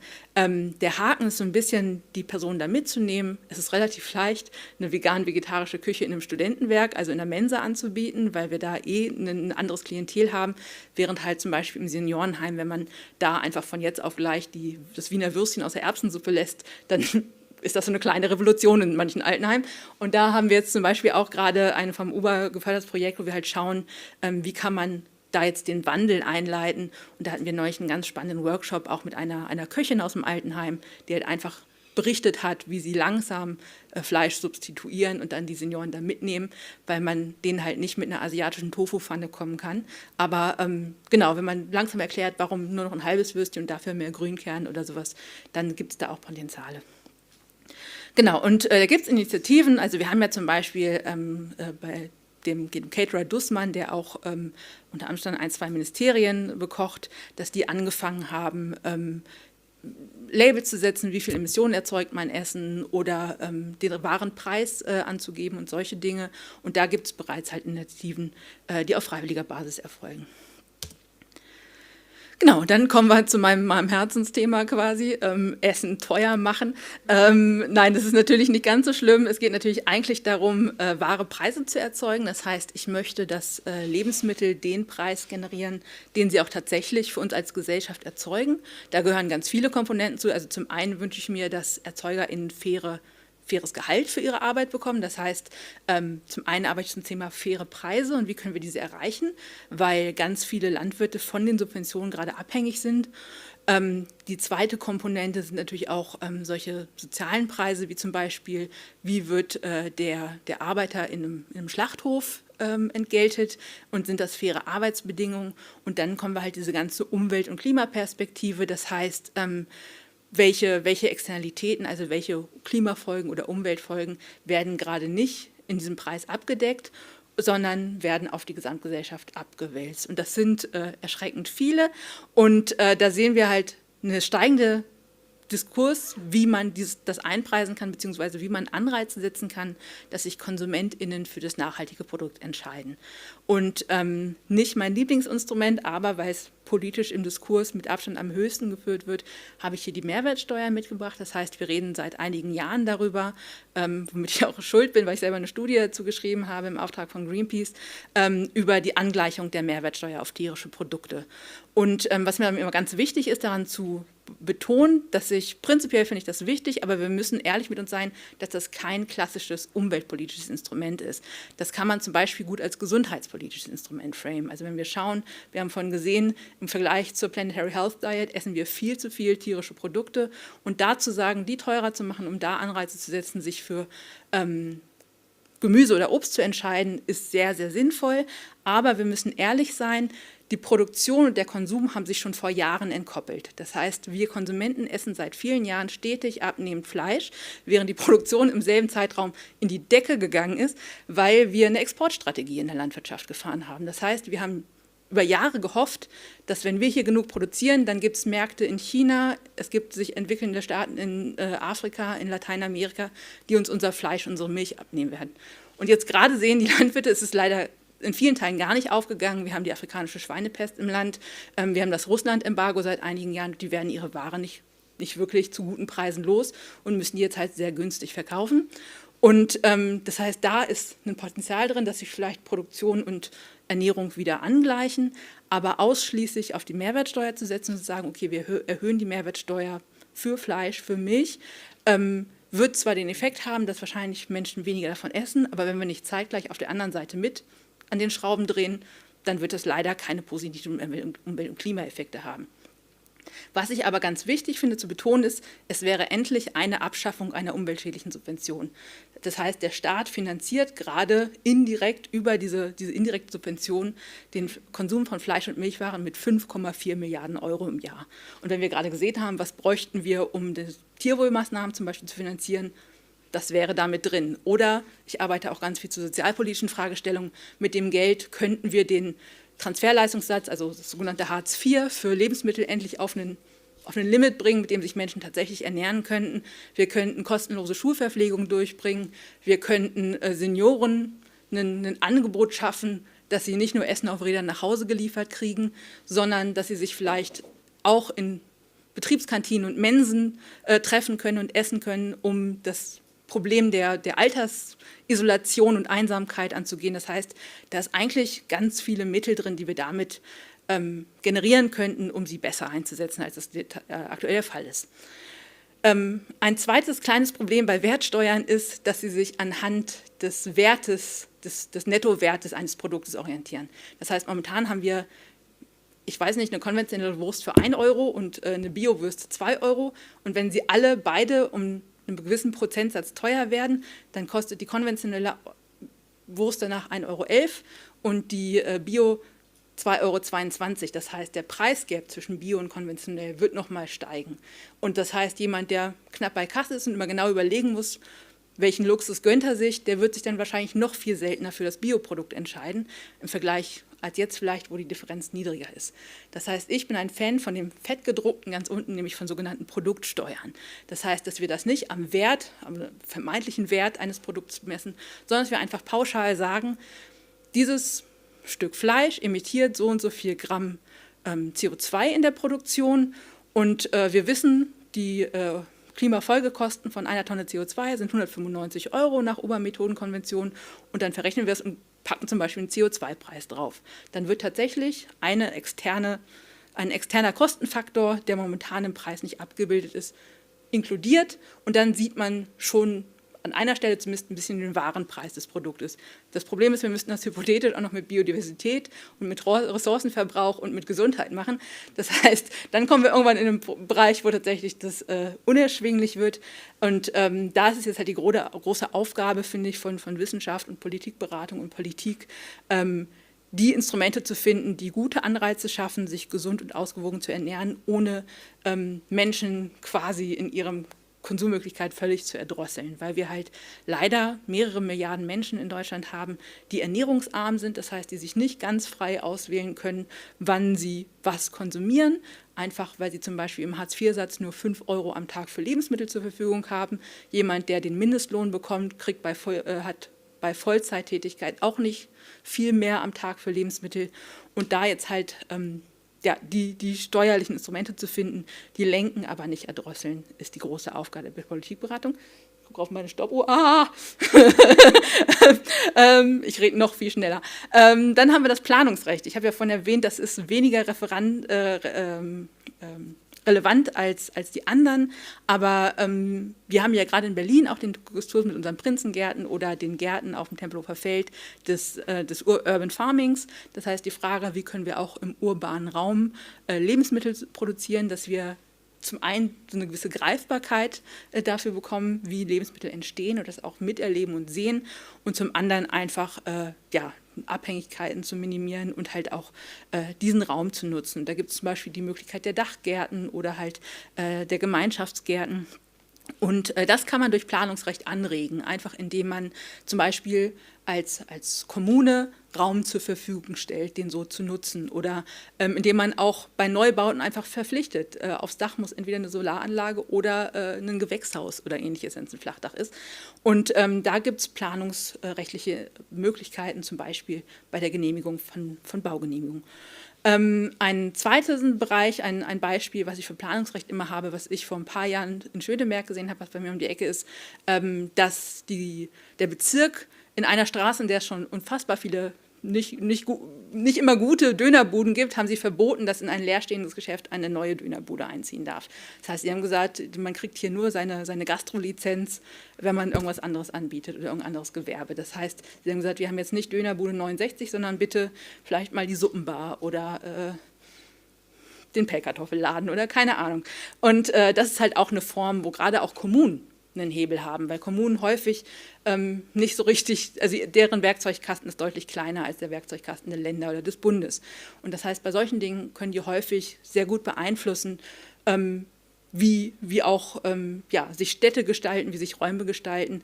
Und damit kann man zum Beispiel verhindern, dass wir auch vielleicht irgendwann etwas haben, was es in den USA schon deutlich mehr gibt, die sogenannten Food Deserts, wo man fußläufig keinen Supermarkt mehr erreichen kann, weil es die Infrastruktur einfach nicht hergibt. Das heißt, man hat vielleicht 32 McDonald's und Burger Kings in der Nähe, aber halt kein Fresh Food, wo man einfach frische Vegetables kaufen kann. Und wir sehen das bei uns weniger im urbanen Raum, aber zum Teil natürlich auf dem Land, wo man einfach auf dem Dorf keinen Tante-Emma-Laden mehr hat, sondern in das nächste Stadt fahren muss, um dann da einzukaufen.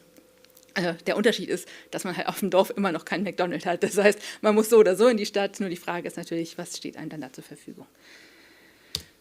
So. Und dann das Ordnungsrecht. Das ist jetzt in dem Kontext am wenigsten im Diskurs, weil es halt, wie gesagt, so ein sehr, sehr einschränkendes, scharfes Schwert ist.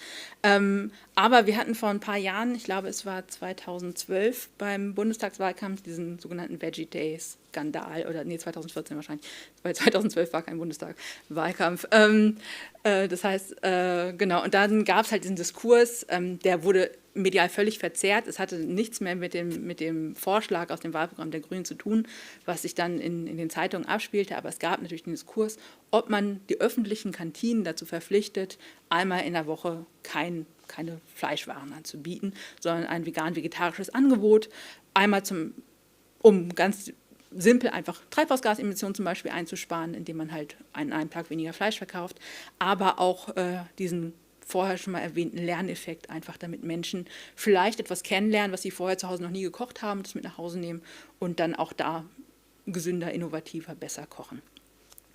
Genau, ansonsten haben wir bei Ordnungsrecht natürlich dann produktionsseitig gewisse Möglichkeiten. Also wir können zum Beispiel gewisse Tierhaltungsformen verbieten. Das wird ja im Kontext der sogenannten Borchardt-Kommission diskutiert, dass wenn man bald hoffentlich sowas Ähnliches wie eine Tierwohlabgabe hat und dann auch Tierwohl gekennzeichnet ist. Das heißt, wenn ich erkenne auf meinem Stück Fleisch oder auf der Verpackung davon, das kommt aus der Tierhaltungsklasse 1, 2, 3 und so weiter und so fort, dass man dann langfristig auch die niedrigsten Tierhaltungsklassen einfach abschafft, damit man sagt, okay, Kühe dürfen nicht mehr in Anbindehaltung oder sowas gehalten werden. Und da haben wir dann schon mehr Ordnungsrecht, aber beim Endverbraucher sehen wir das kaum. Meine Uhr sagt 0. Ansonsten gibt es auch noch Fotoquellen und genau, finito.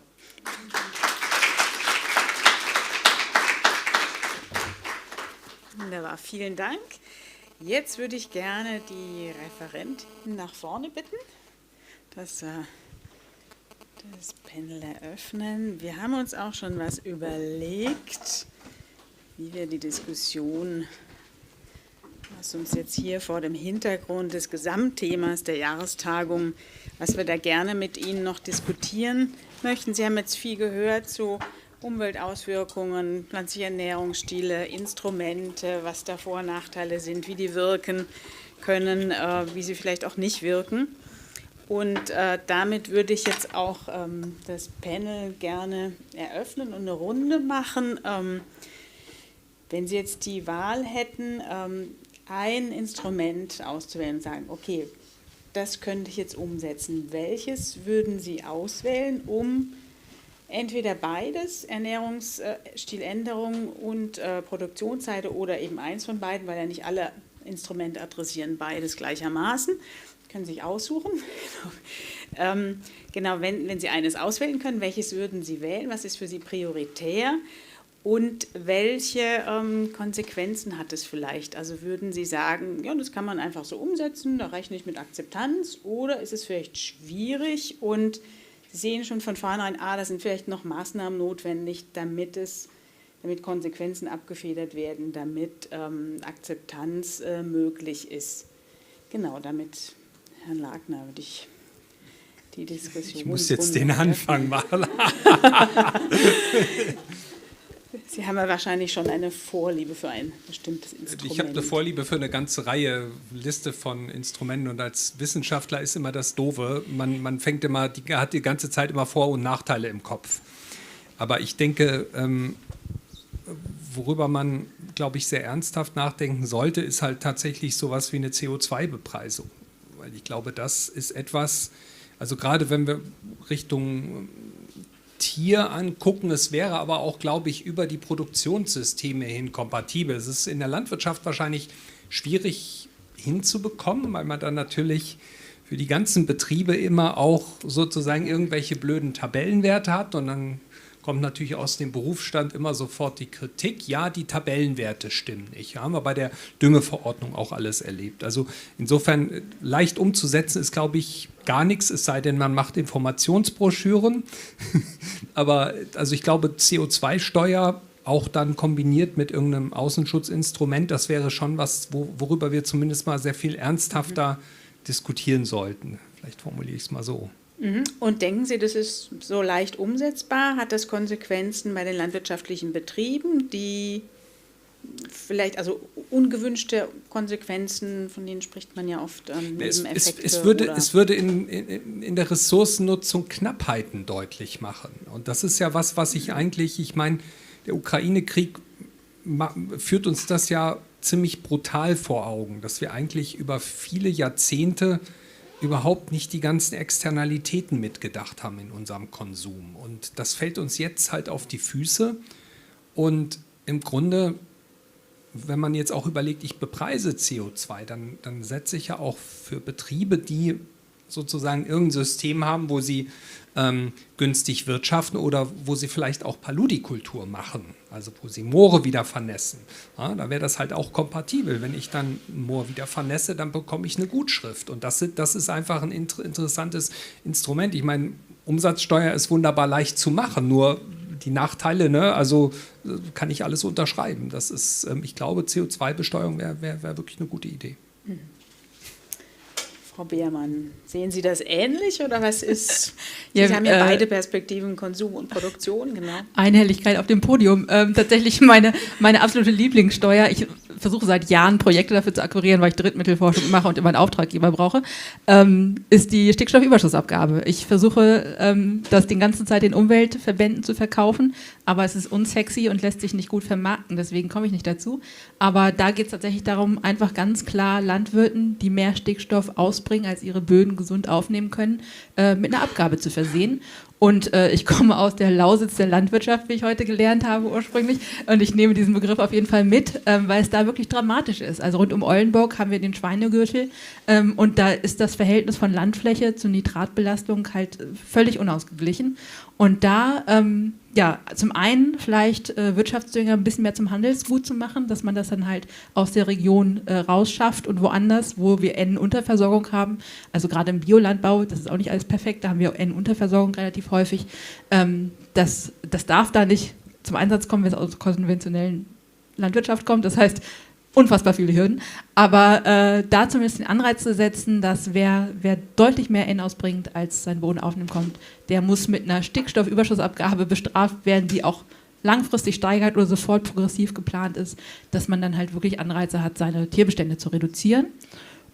Und auf Nachfragerseite, wie gesagt, ich bin so ein bisschen pessimistisch, was die informatorischen Instrumente angeht und die aber in Kombination mit ökonomischen Instrumenten, das heißt, dafür zu sorgen, dass alle Menschen genug Geld zur Verfügung haben, um sich gesund zu ernähren, das heißt, die SGB-II-Zahlung zu erhöhen, den Mindestlohn zu erhöhen und das heißt, Menschen überhaupt erstmal zu befähigen, das zu bezahlen und dann auf der anderen Seite Gemüse, Obst möglichst günstig zu besteuern, tierische Produkte möglichst teuer. Okay, danke. Kirsten, was? Ja, auch hier Einigkeit. Ich kann ins selbe Horn stoßen. Ist das an? Ja, doch, jetzt höre ich es.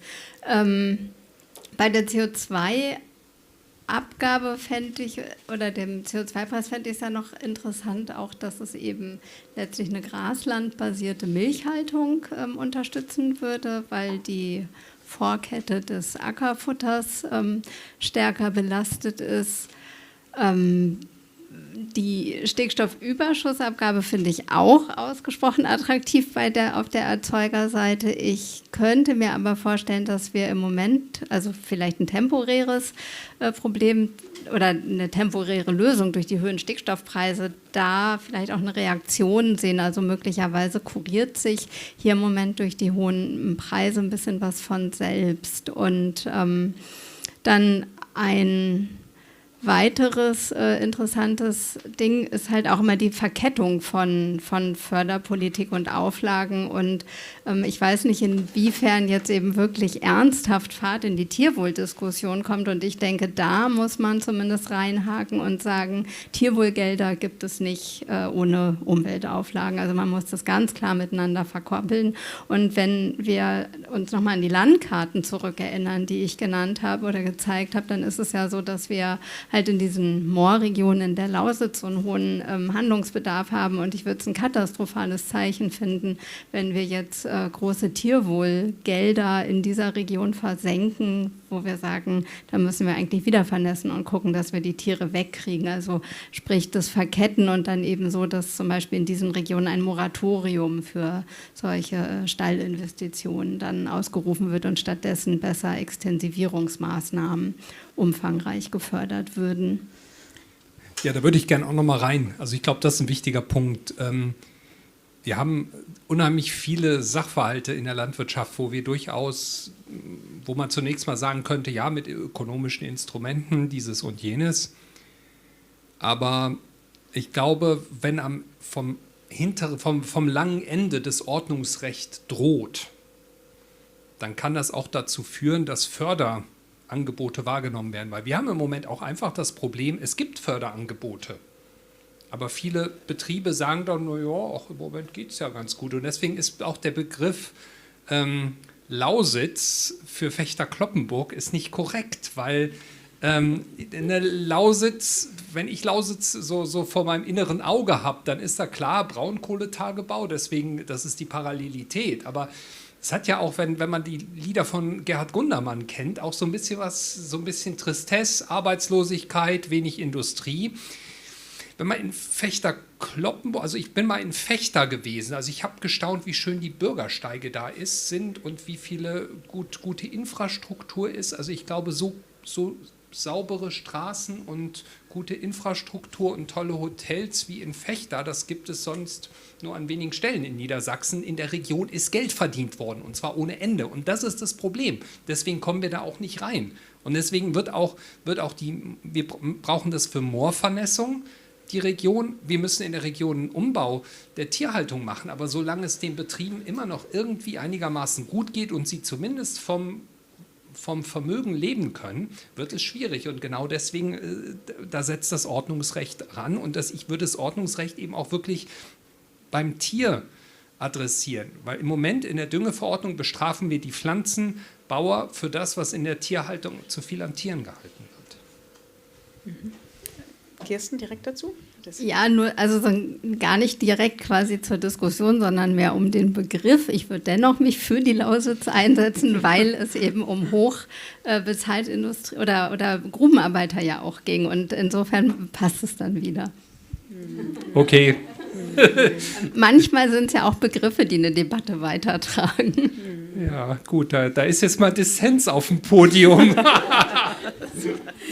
Genau, aber aus meiner Sicht spricht das dafür, dass wir eine Exnovationsstrategie brauchen, die ganz klar Ziele vorgibt, ganz klar auch Planungssicherheit bietet für die Betriebe und auch, wenn notwendig, harte Vorgaben macht, was jetzt Tierhaltung angeht, also auch wahrscheinlich Tierbestände, flächenbezogene Tierbestände. Sowas gibt es ja nicht. Es gibt ja auch keine politischen Ziele bisher in diese Richtung, Tierbestände zu reduzieren. Das ist ja eher was Neues. Ist das von der neuen Bundesregierung zu erwarten, dass das kommt? Also ich glaube, wenn ich den Koalitionsvertrag richtig lese und wenn ich auch die Absichten zumindest der Grünen da richtig deute, dann ist man schon, glaube ich, intensiv am Arbeiten an irgendeinem großen Wurf in diese Richtung. Und ich meine eigentlich, also zumindest aus wissenschaftlicher Sicht denke ich, das ist geboten. Also auch wenn man Experten fragt, wie kriegen wir das Düngeproblem in den Griff, wie kriegen wir Tierwohl in den Griff, wir müssen uns da was anderes ausdenken als das, was wir bisher gemacht haben. Und ich meine, Exnovation bedeutet ja als Prozess letztendlich, dass ich etwas, was eine Dinosaurier-Technologie ist, im Grunde genommen beschneide. Also ich meine, wir verbieten den Verbrenner, ist wohl jetzt ein Extrembeispiel der Exnovation, aber in dem Moment, wo die Verbrenner weg sind, öffnet sich der Markt für andere Technologien. Und ich meine, also vielleicht ist dann eben das Verbot der Tierwohlstufe 1 in x Jahren ist sozusagen das Ende, was droht. Und dann fange ich an als Betrieb, wenn ich merke, das, was in meinem Stall ist Stufe 1. Jetzt muss ich mal gucken, was für Förderinstrumente ich bis dahin noch wahrnehmen kann, damit ich dem nicht zum Opfer fall. Das Blöde ist nur, in der Geschichte haben wir auch ein doofes Beispiel, wo man das versucht hat, nämlich die Anbindehaltung in der Öko-Verordnung. Hat man auch gesagt, also als ich noch studiert habe, hieß es, das ist jetzt die neue Öko-Verordnung zum Thema Tierhaltung und da ist jetzt Anbinde noch so für eine kleine Übergangsphase. 1999 war das. Und also ich glaube, es gibt, ich weiß jetzt gar nicht, letzten Stand weiß ich, aber ich glaube, das gibt es immer noch. Es ist, wie gesagt, man muss dann halt auch ernst machen. Genau, und bei Exnovation wäre ja auch dabei, pflanzenbasierte Ernährung zu unterstützen. Das heißt, ich brauche da ja auch die Produktionsseite. Ich bräuchte mehr Gemüse, ich bräuchte mehr Obst, ich bräuchte Leguminosen. Genau, die Flächen. Genau. Mich würde jetzt noch interessieren, die Einschätzung, was ist denn mit anderen Akteuren? Wir haben ja noch Verarbeitung, Handel. Spielen die da eine Rolle in dieser Veränderung oder ist es vor allem die Politik, die Erzeuger, die Verbraucher? Was könnten die anderen Akteure noch für Rollen einnehmen? Ich weiß nicht, vielleicht. Also ich kann mal ganz kurz darauf eingehen. Ich habe letztes Jahr für den BUND eine Studie zu fairen ErzeugerInnenpreisen geschrieben und da ging es halt darum, unter anderem, wie sehr der Handel natürlich die Bauern zum Teil im Würgegriff hat. Also ich finde es immer ganz schwierig, nur den Handel drauf oder zu blamen, weil natürlich auch die Bauern mit ihrer Überproduktion mit dazu beitragen. Das heißt, wenn ich viel zu viel Ware auf den Markt werfe, dann darf ich mich nicht wundern, wenn der Preis niedrig ist. Aber wir haben halt nur eine sehr begrenzte Anzahl an Handelsketten in Deutschland und die teilen sich den Markt auf und können deswegen relativ gut die Preise diktieren. Und dann sehen wir halt natürlich auch solche, einfach diese Schnäppchen-Mentalität, die wir in Deutschland durchaus noch haben, die dann dazu führt, dass wir uns freuen, wenn die Hähnchenkeulen nur 99 Cent kosten. Und dann haben wir eine überproportional hohe Marktdichte, das heißt sehr, sehr viel Konkurrenz auf dem Markt. Das heißt, wenn der Edeka nicht hat, was ich mir wünsche oder zu teuer ist, dann gehe ich halt keine 100 Meter weiter zum Rewe. Und das haben wir in anderen Ländern nicht so stark. Das heißt, da ist der Handel weniger darauf angewiesen, in diesen wahnsinnigen Konkurrenzdruck einzutreten und mit günstigen Preisen zu punkten. Aber da gibt es auf jeden Fall Möglichkeiten, zum Beispiel im Kartellrecht, diese Akteure ein bisschen zu entflechten und da dieses Oligopol zu schwächen. Aber das ist politisch bisher nicht en vogue gewesen. Also da traut sich keiner ran und auch jetzt im aktuellen Vorvertrag steht zwar ein Abschnitt, der könnte fast aus meiner BD-Studie zitiert sein, aber es sind keine Maßnahmen benannt worden, wie man da hinführen kann. Und ich bin mir nicht hundertprozentig sicher, ob die FDP den Teil gelesen hat, als sie den Vertrag unterschrieben haben. Also die waren, glaube ich, sehr darauf fixiert, das BMF und das BMVI zu bekommen und haben dann den Agrarteil anscheinend ungesehen unterschrieben. Und da stehen ganz viele Dinge drin, die sie jetzt, glaube ich, versuchen nachträglich auszubremsen. Und also wir haben das jetzt mit der Tierwohlabgabe gerade letzte Woche gesehen. Und da gibt es aber auf jeden Fall ein Potenzial. Und das Dritte natürlich, die als Akteur, wir als Endkonsumenten. Ich bin kein Freund davon, uns die ganze Last aufzubürden, aber in einem begrenzten Maße haben wir natürlich Einfluss darauf, wenn wir unsere Prioritäten anders setzen würden, als wir es bisher tun und vielleicht auf 1, 2 Konsumprodukte verzichten würden und dafür das Geld in gute, qualitativ hochwertige Lebensmittel stecken würden, dann könnten wir zumindest einen kleinen Anreiz setzen. Hilft uns die aktuelle Krise, mehr in diese Richtung zu gehen, oder ist es eher hinderlich? Also wir haben ja sogar mehrere Krisen, Corona, Angriffskrieg auf die Ukraine. Bringt das Schwung rein, beispielsweise was jetzt Dünger angeht, wenn die Preise steigen? Das könnte ja eigentlich vorteilhaft für Bio sein. Oder ist es eher insgesamt nur hinderlich? Wie kann man die Krise in irgendeiner Form nutzen für eine Transformation? Wenn ja, wie?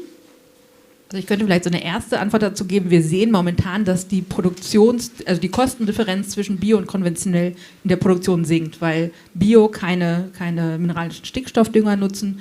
Das heißt, die haben gerade keine Mehrkosten in dem Bereich, während Konvis, die halt mit Mineraldünger düngen, momentan steigende Produktionskosten haben. Das heißt, da sehen wir hypothetisch eine Preisangleichung. Wir sehen aber auch zeitgleich dadurch, dass die Preise steigen und immer mehr Menschen einfach genau gucken müssen, wofür sie ihr Geld ausgeben, dass vielleicht der kleine Luxus, die tollen Erdbeeren aus der Region oder sowas gerade eingespart werden. Und wie sich das langfristig entwickelt, wage ich nicht zu prognostizieren. Okay, klingt ihr, Herr Lagner. Also die Krise verdeutlicht erstmal den Punkt, also ich würde eher international gucken, und international haben wir einfach eine riesige Menge Getreide, die uns fehlt, und ich glaube schon, also meine Wahrnehmung ist schon, dass in den letzten Wochen in der Öffentlichkeit eine gewisse Diskussion stattgefunden hat und man eigentlich gemerkt hat, mit Produktion, also mit diesem Paradigma, wir müssen die Welt jetzt noch doller ernähren und einfach nur unsere Erträge noch ein bisschen steigern. Ich meine, Klammer auf, wir haben die höchsten Erträge weltweit, bei Getreide beispielsweise. Also ich weiß jetzt nicht, was man da groß steigern soll. Und da laufen furchtbar unsinnige Debatten, die der Bauernverband sozusagen lanciert, um sein Produktivitätsparadigma quasi durchzudrücken. Aber der Punkt ist, ich nehme da schon eine Diskussion wahr. Und die Diskussion ist halt einfach die, wir nutzen 60% unseres Getreides für Futtermittel. Und das zeigt eigentlich, der größte Hebel, jetzt auch wenn man international eine Hungerkrise vermeiden will, ist, weniger Fleisch zu essen. Und ein weiterer Punkt wäre, die schwachsinnige Beimischung von Biodiesel und Bioethanol endlich einzustellen. Und das sind zwei Sachen, glaube ich, die die Krise schon verdeutlichen. Auf der Verbraucherseite gibt es im Moment nicht viel Spielraum. Also ich glaube, weiß nicht, wie es Ihnen jetzt so geht, aber also ich mache mir schon einfach Sorgen, was passiert, wenn irgendwann die Heizkostenrechnung dann kommt und man dort auch dann mit höheren Preisen rechnen muss. Und im Grunde muss ja jeder für sich auch ein gewisses Puffer, einen gewissen Geldbetrag zurücklegen und das schränkt Konsummöglichkeiten ein. Das heißt, die Debatte, die ich schon auch sehen würde oder das ist ein Effekt, den ich mir vorstellen könnte, ist halt, dass bestimmte Produkte weniger konsumiert werden. Also das sagen mir vor allem Landwirte, dass Erdbeeren im Moment weniger nachgefragt sind. Weiß jetzt nicht, kann ich nicht prüfen, aber es haben einige erzählt. Und das andere ist eben auch die Frage Bio. Also wie ist die Nachfrage Bio dieses Jahr? Biokunden sind sehr loyal. Biokunden sind aufgeklärt, ein bisschen wohlhabender. Wahrscheinlich wird der Effekt nicht so riesig ausfallen, aber die Bäume wachsen da jetzt dieses Jahr nicht in den Himmel. Also deswegen, ich glaube, auf der Verbraucherseite schränkt das ziemlich ein. Aber es zeigt halt einfach das Problem. Wir haben in viele Jahrzehnte über unsere Verhältnisse gelebt und das ist eben auch so ein Punkt. Ja, ich glaube, ein Problem ist halt auch, dass uns jetzt eben diese falschen Preise auf die Füße fallen. Ich kann ja dadurch, dass ich eben weniger Fleisch und tierische Produkte zu mir nehme, gar kein Geld sparen. Ich bin also in einem Konflikt zwischen dem, was ich individuell tun kann, wenn ich vielleicht begrenzte finanzielle Mittel habe und einen hohen Anteil für Lebensmittel ausgebe. Und gleichzeitig aber irgendwie was für die Welternährung tun möchte. Und das ist dann halt wirklich ein persönlicher Konflikt im Handeln, zumindest für diejenigen, die keine hohen oder keine großen Spielräume sehen, viel Geld für Nahrungsmittel auszugeben, weil ich eben durch diese tierischen Produkte, durch die Externalitäten, die ganzen Kosten ausgelagert, nichts einsparen kann. Ansonsten denke ich halt, dass also man beobachtet es ja schon, dass auch viele Tierhalter im Grunde genommen, also insbesondere bei den Schweinen, überlegen, auszusteigen, runterzufahren, zu pausieren. Also möglicherweise findet da ein Stück eine Angebotsbereinigung statt. Und ansonsten, glaube ich, ist die kurzfristig sauberste Lösung, also die Beimischung tatsächlich zu reduzieren, weil ich kann mir nicht vorstellen, dass man nach einem sinnvollen Kriterium jetzt in der Kürze der Zeit einen Umbau der Tierhaltung organisiert bekäme. Ja, Tierhaltung ist ja nichts, was kurzfristig organisiert ist. Das ist eher was mittel- und langfristiges. Ich würde noch die Lebensmittelverschwendung ergänzen. Das wäre ja auch was man jetzt angehen kann. Das ist ja genau Lebensmittel, die unnötig produziert werden. Wenn man das reduziert, gibt es auch ein bisschen mehr Spielraum. Ich würde jetzt die Diskussion erweitern auf Sie und möchte Ihnen die Möglichkeit geben, Fragen zu stellen, Diskussionsbeiträge. Ich sehe schon die erste Hand. Genau, das Mikrofon kommt. Gern Institution nennen und dann Name und Institution, genau. Judith Reise vom Öko-Institut. Okay, jetzt. Ich brauche nochmal so eine sortierende Sache. Ja? Also deswegen eine Frage, die nochmal eine Einsortierung gibt. Und zwar, was ist denn jetzt eigentlich wirklich konkret zu erwarten, perspektivisch, nächsten 3 Jahren, in Sachen Steuerinstrumente? Kriegen wir jetzt zum Beispiel die Steuerentlastung auf Gemüse? Wie weit ist da die Diskussion? Gibt es die Mehrwertsteuerreduktion von Obst und Gemüse, Hafermilchprodukten und so weiter? Das war mir jetzt irgendwie, oder vielleicht war es einfach zu viel Information, ich weiß es nicht, vielleicht hatten Sie es auch erwähnt, aber mir ist jetzt nicht klar, womit können wir jetzt tatsächlich rechnen, ja? Was wird wirklich kommen und vielleicht erstmal damit starten, dann komme ich vielleicht noch eine Nachfrage. Mal gucken. Genau, der Blick in die Kristallkugel, ich weiß nicht, ob das jemand schon so einschätzen kann. Im Moment sieht es eher nicht nach Änderungen aus, aber ich weiß nicht, wer am nächsten dran ist. Ja, also ich war fälschlicherweise sehr optimistisch, als ich den COA-Vertrag gelesen habe. Als der rauskam, dachte ich, oh toll, hier stehen ganz viele gute Dinge drin. Jetzt aber aufgrund natürlich der externen Faktoren, wie jetzt der Ukraine-Krise, Aber auch, weil ich, wie gesagt, glaube, mittlerweile hat ein politischer Beteiligter den COA-Vertrag gelesen, bin ich weniger optimistisch, als ich das noch vor 5-6 Monaten war, weil wir gerade halt in der Situation sind, dass die Lebensmittelpreise drastisch steigen. Das heißt, jetzt gerade Instrumente zu fordern, die dafür sorgen, dass Lebensmittelgruppen noch teurer werden, ist gerade ein bisschen unwahrscheinlich. Was natürlich ganz optimistisch stimmt, ist der Vorschlag des UBA, der vorletzte Woche rauskam. Das heißt, die Mehrwertsteuer auf tierische Produkte auf 90% anzugleichen, auf den Regelsteuersatz dafür vielleicht bei Obst und Gemüse zu reduzieren. Aber die Frage ist natürlich gerade, wird das ausgleichen können, was wir an Preissteigerungen in den letzten Wochen und Monaten gesehen haben. Und wenn da nicht noch wirklich eine große soziale Abfederung parallel dazu stattfindet, dann sehe ich das gerade in nächster Zeit nicht so richtig kommen. Also ich könnte mir vorstellen, dass, also wie soll ich sagen, es wäre nicht meine favorisierte Lösung, aber ich könnte mir vorstellen, wenn jetzt sozusagen man innerhalb der Bundesregierung nach einer populistischen Maßnahme sucht, dann ist wahrscheinlich eine Reduktion oder ein Weglassen der Umsatzsteuer bei Obst und Gemüse diejenige Lösung, die man da wahrscheinlich ziehen würde. Aber man muss dabei sich auch wieder vor Augen führen. Ne?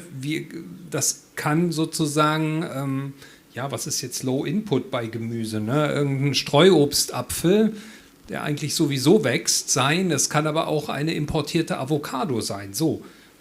2 völlig unterschiedliche Geschichten. Das eine ist umwelttechnisch ein Problem, das andere ist etwas, womit ich vielleicht sogar Biodiversität noch mit fördere. Also deswegen, ich bin da überhaupt kein Fan von. Also Erhöhung der Umsatzsteuer Tier würde einen gewissen Sinn ergeben, aber auch das ist ein grobes Instrument. Die Gründe sind genannt worden, also auch das wäre nichts, was ich präferieren würde, aber das würde zumindest einen gewissen Sinn ergeben. Aber dieses Reduzieren bei Gemüse, da würde ich lieber irgendeinen Pauschbetrag an Haushalte zahlen, ehrlich gesagt. Weil wenn wir Sozialpolitik machen, dann sollten wir Sozialpolitik machen und nicht Avocados billig machen. Also das ist, ja.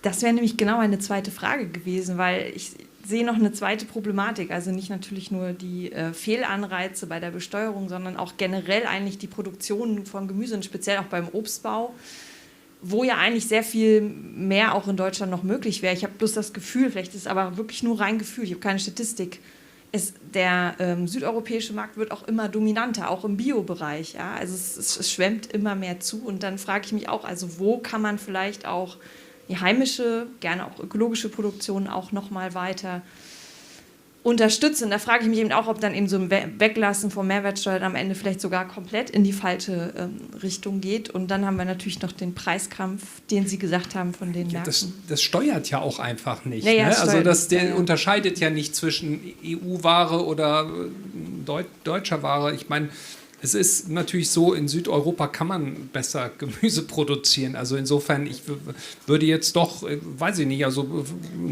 rein saisontechnisch, man muss dann immer fragen, wie umweltfreundlich ist das.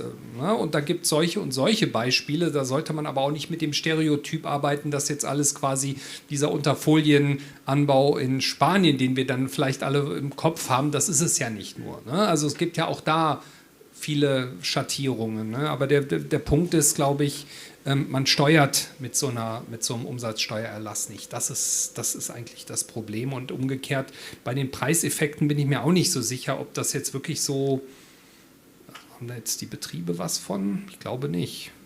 Nee. Also ich möchte vielleicht noch mal ergänzen, was, glaube ich, in dem Diskurs immer zu wenig mitbedacht wird, dass da die GAP-Reformen auch leider extrem schieflaufend sind, weil da ja nun mal Fläche honoriert wird und gartenbauliche Betriebe, also Gemüse- und Obstbau, haben häufig viel kleinere Flächen. Das heißt, das ist weniger Fläche, das heißt weniger GAP-Subventionen, aber ein deutlich höherer Personalaufwand, weil die halt nicht einfach mal mit einem Grubber und einem Traktor übers Feld fahren und ein paar Hektar am Tag schaffen, sondern das ist halt immer noch echt viel Manpower mit drin. Und das honorieren die GAP-Subventionen halt nicht, dass man vielleicht 10 Mitarbeiter hat und beschäftigt, die jetzt auch ich möchte jetzt keinem Bauern noch Argumente an die Hand geben, aber natürlich mit dem steigenden Mindestlohn von 9,60 € auf 12 € natürlich jetzt auch wieder mehr Kosten erzeugen werden. Und da wäre es halt sinnvoller, dann eher einen Subventionsrahmen zu schaffen, der das honoriert, also auch Arbeitsplätze zu schaffen und sowas, als den Besitz von Fläche. Genau, oder direkt Da müssen wir dazu? nochmal drüber reden mit den Arbeitskräften. Ich würde eher sagen, Abschaffen der Subventionen in der Landwirtschaft. Also wozu brauchen wir Direktzahlung? Und ich meine, die Gemüsebaubetriebe kommen ohne aus. Und die haben ja auf der Fläche, das muss man natürlich dabei auch miterzählen, sehr viel höhere Wertschöpfung über Gemüse. Also insofern, der Punkt mit dem Mindestlohn, der ist dieses Jahr ein erschwerender Faktor, ganz klar. Aber Gemüsebetriebe würden das nicht machen, wenn es sich nicht rechnen würde. Also deswegen, ich glaube eher, das Problem ist, dass wir in der sonstigen Landwirtschaft ziemlich Geld mit dem Füllhorn ausschütten und das eben hauptsächlich Landeigentümern zugutekommt. Also insofern, ich wäre dafür, die Direktzahlungen abzuschaffen. Wobei die momentan natürlich auch viel Premium-Produkte produzieren. Also das Obst und Gemüse, das in Deutschland hersteht, ist halt viel Spargel, viel Erdbeeren und das, was halt günstiger ist oder weniger Wertschöpfung erzeugt, kommt dann halt häufig aus Südeuropa. Genau, ansonsten ist es der Selbstversorgungsgrad bei Gemüse und bei Früchten ist ja relativ gering, schwankend, aber gering. Das heißt, hier wäre ein Ausbaupotenzial. Nicht bei allem, klar, wir werden keine Orangen und Zitronen anbauen, aber da ist noch ein Ausbaupotenzial. Heute Morgen ist auch Fachkräftemangel gefallen. Also ich glaube, das ist auch gar nicht so einfach, dann die entsprechenden Arbeitskräfte auch zu rekrutieren und einzusetzen. Das mag am Mindestlohn liegen, aber vielleicht auch noch an anderen Arbeitsbedingungen und so weiter. Nicht nur, das ist eine anspruchsvolle, harte Arbeit. Also das ist ein Bereich, den ich ganz gut kenne, weil meine Frau Gärtnerin ist und das ist, die tun sich auch immer wieder sehr, sehr schwer, Mitarbeiter zu finden. Also das ist ein harter Job und wir hatten ja, glaube ich, als Anfang der 2010er Jahre immer so Diskussionen, ob man nicht Hartz-IV-Empfänger quasi zum Zwangsdienst beim Spargelstechen und Erdbeerpflücken oder Unkrautjäten verpflichten sollten. Und die Leute sind einen Tag, vielleicht 2 gekommen und dann haben sie sich krank gemeldet. Also deswegen, das ist schon anspruchsvoll, das muss man auch wissen. Und deswegen arbeiten viele dieser Betriebe ja auch mit Saisonarbeitskräften. Also das ist kein einfacher Markt. Gibt es weitere Wortbeiträge? Ja. Genau. Vielleicht obliegt meiner Frage ein Denkfehler, aber deswegen stelle ich sie. Sie waren sich bei diesem Instrument der produktbezogenen Bepreisung, das fanden Sie alle ganz toll. Oder zumindest 2 von Ihnen fanden das toll. Und das ist ein Instrument für die Nachfrageseite, oder? Und dann haben Sie aber auch gleichzeitig gesagt, aber das geht nur, wenn wir Hartz IV und Mindestlohn, die Leute müssen sich das auch leisten können. Also das war so ein Instrument auf der Preisebene, Nachfrageseite. Und meine Frage ist, lenkt so eine Diskussion und seine Arbeit an diesen Instrumenten vielleicht von anderen Instrumenten auf der Nachfrageseite ab? Weil das Beispiel hatten Sie auch gebracht, wenn ein Unternehmen sagt, ich mache lieber was Freiwilliges, bevor das Ordnungsrecht kommt. Also ist das vielleicht auch eine Ablenkung? Und was gäbe es auf der Nachfrageseite an Instrumenten, die vielleicht höher auf ihrer Wirkungsskala sind? Und das natürlich dann auch, vielleicht ist auch der Denkfehler, inwiefern das auch vielleicht ablenkt von den Sachen, die man ordnungsrechtsmäßig eher auf der Produktionsseite machen müsste, weil Sie ja auch gesagt haben, dass Produktion und Nachfrage entkoppelt sind derzeit. Also lenken diese Preisdebatten vielleicht ab? Wer möchte zuerst? Ja, vielleicht versuche ich es mal. Also ich glaube nicht, dass eine Debatte von irgendwas ablenkt, sondern also grundsätzlich finde ich, muss man über beides nachdenken. Also wir müssen sowohl Angebot als auch Nachfrage in irgendeiner Weise feinsteuern. Und deswegen fand ich es auch am Anfang natürlich schwierig, sich auch wirklich auf ein Instrument festzulegen. Ich glaube, CO2-Besteuerung, das ist schon etwas, also wenn wir überlegen, warum haben wir so wahnsinnig viele Umweltprobleme in der Landwirtschaft, dann ist das die Missachtung von externen Effekten, die Missachtung von Umweltschäden, die irgendwo ungerichtet Nachbarn oder aufs Ökosystem gehen. Und das kriegen wir nur in den Griff, wenn wir wirklich die Quelle besteuern. Deswegen CO2-Besteuerung. Das hat, wie gesagt, es gibt immer... Verbote von Ökonom über diesen Preis, den man dann bei den sozial Schwachen, weil wir ja in der sozialen Debatte auch mit drin sind, also muss man zwei Sachen angehen. Ja, wie gesagt, ich würde Verbote finde ich sozusagen als Drohkulisse interessant, aber als Ökonom sage ich mir immer, ich will ja diejenigen, die sozusagen auch aktiv sind, die wettbewerbsfähig sind, denen will ich Anreize setzen, damit die anfangen, sich zu bewegen. Und wenn sie sich bewegen, und das sind gute Landwirtinnen und Landwirte, ne? Wenn die einen Anreiz kriegen und dann ihren Job in einem neuen System gut machen, umso besser. Wenn ich mit einem Verbot komme, dann sind die mit dem Traktor hier in Berlin Mitte oder sonst irgendwo. Ich meine, das war 2019 ja der Fall. Und wir haben es mit einer gewissen Renitenz im Sektor zu tun. Also deswegen bin ich immer dafür, sozusagen für finanzielle Anreize und Informationen und miteinander reden zu werben, weil ich glaube, sonst kriegt man die Akteure nicht abgeholt. Das wäre so mein Argument. Wie gesagt, ausschließen will ich Ordnungsrecht nicht. Ne? Wir müssen die ganze Palette diskutieren. Also deswegen, Ihr Punkt ist schon gut. Man sollte sich nicht zu sehr auf das eine versteifen, aber ich glaube schon, sozusagen sachlich korrekt wäre eine CO2-Besteuerung oder eine Besteuerung von Umweltgütern. Gut, dann eine Wortmeldung, das Mikro bitte hier vorne. Genau. Dankeschön. Bettina Lockler, KLB Deutschland. Mir kommen zwei Aspekte ein bisschen zu kurz. Das eine ist für mich die Frage, wenn ich die GAP betrachte und immer als Subventionsinstrument nehme, würde ich die Frage gerne stellen, wie kann es sein, dass ein Teil unserer Wirtschaft davon nicht leben kann, dass es die Dinge erzeugt, die wir jeden Tag konsumieren. Denn es ist nun wirklich nicht so, dass die Landwirte eine Subvention bekommen, die sie nicht brauchen, sondern sie bekommen Preise durch den Handel, der in keinster Weise teilweise die Produktionskosten abdeckt. Es gibt viele von den 4 Großen, die im Handel da sind, die wirklich Knebelverträge machen, die mit ihren Eigenmarken den Landwirten immer nur ein halbes Jahr lang einen Vertrag geben. Und nach einem halben Jahr wird wieder über den Preis verhandelt. Wenn ich also so Eigenmarken kaufe, kann ich davon ausgehen, dass die deutschen Landwirte, die dort unter Verträgen sind, nicht die Preise bekommen, die sie eigentlich benötigen, um ihre eigenen Kosten zu decken. Also das ist, finde ich, ein Aspekt, der jetzt heute in der Diskussion noch ein bisschen zu kurz kommt. Und dann, finde ich, sollten wir auch schauen, was ist denn mit unseren Wertschöpfungsketten? Wie wäre es denn wirklich mal regional, saisonal? Und da ist natürlich nicht die Paprika unbedingt aus Spanien oder die Erdbeere aus Spanien, sondern die Erdbeere aus Deutschland, die dann aber vielleicht auch nicht unter einem Folientunnel wächst. Und wenn ich dann nochmal in den Bereich Agrophotovoltaik gehe und diese Sonderkulturen wie zum Beispiel Spargel und Erdbeeren eben statt mit Folien, mit Agrophotovoltaik demnächst schütze, steigere ich den Ertrag und kann dann auch die Erdbeeren klimaschützend hier vor Ort schon zu einem Zeitpunkt haben, wo ich sie heute noch nicht haben kann.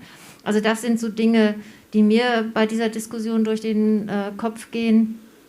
Und dann Konsumverhalten, noch eins, was mich vor ein paar Jahren sehr beeindruckt hat. Barbara Hendricks, damals noch Ministerin, hat es sehr deutlich gesagt, dass sie nicht verstehen kann, warum es den Verbraucherinnen und Verbrauchern überhaupt gar kein Problem ist, bis zu 1.500 € für einen Grill zu bezahlen, aber anschließend das Schweinekotelett bitte nur 1 € das Kilo.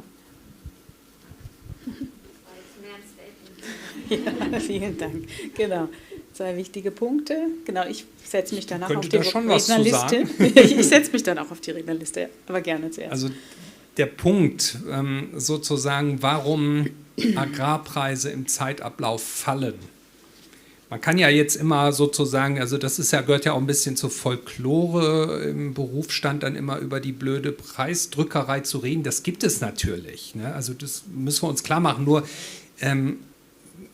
Preisdrückerei und sozusagen auch unfairen Wettbewerb gibt es, glaube ich, in vielen Bereichen der Wirtschaft. Das hat die Landwirtschaft nicht exklusiv.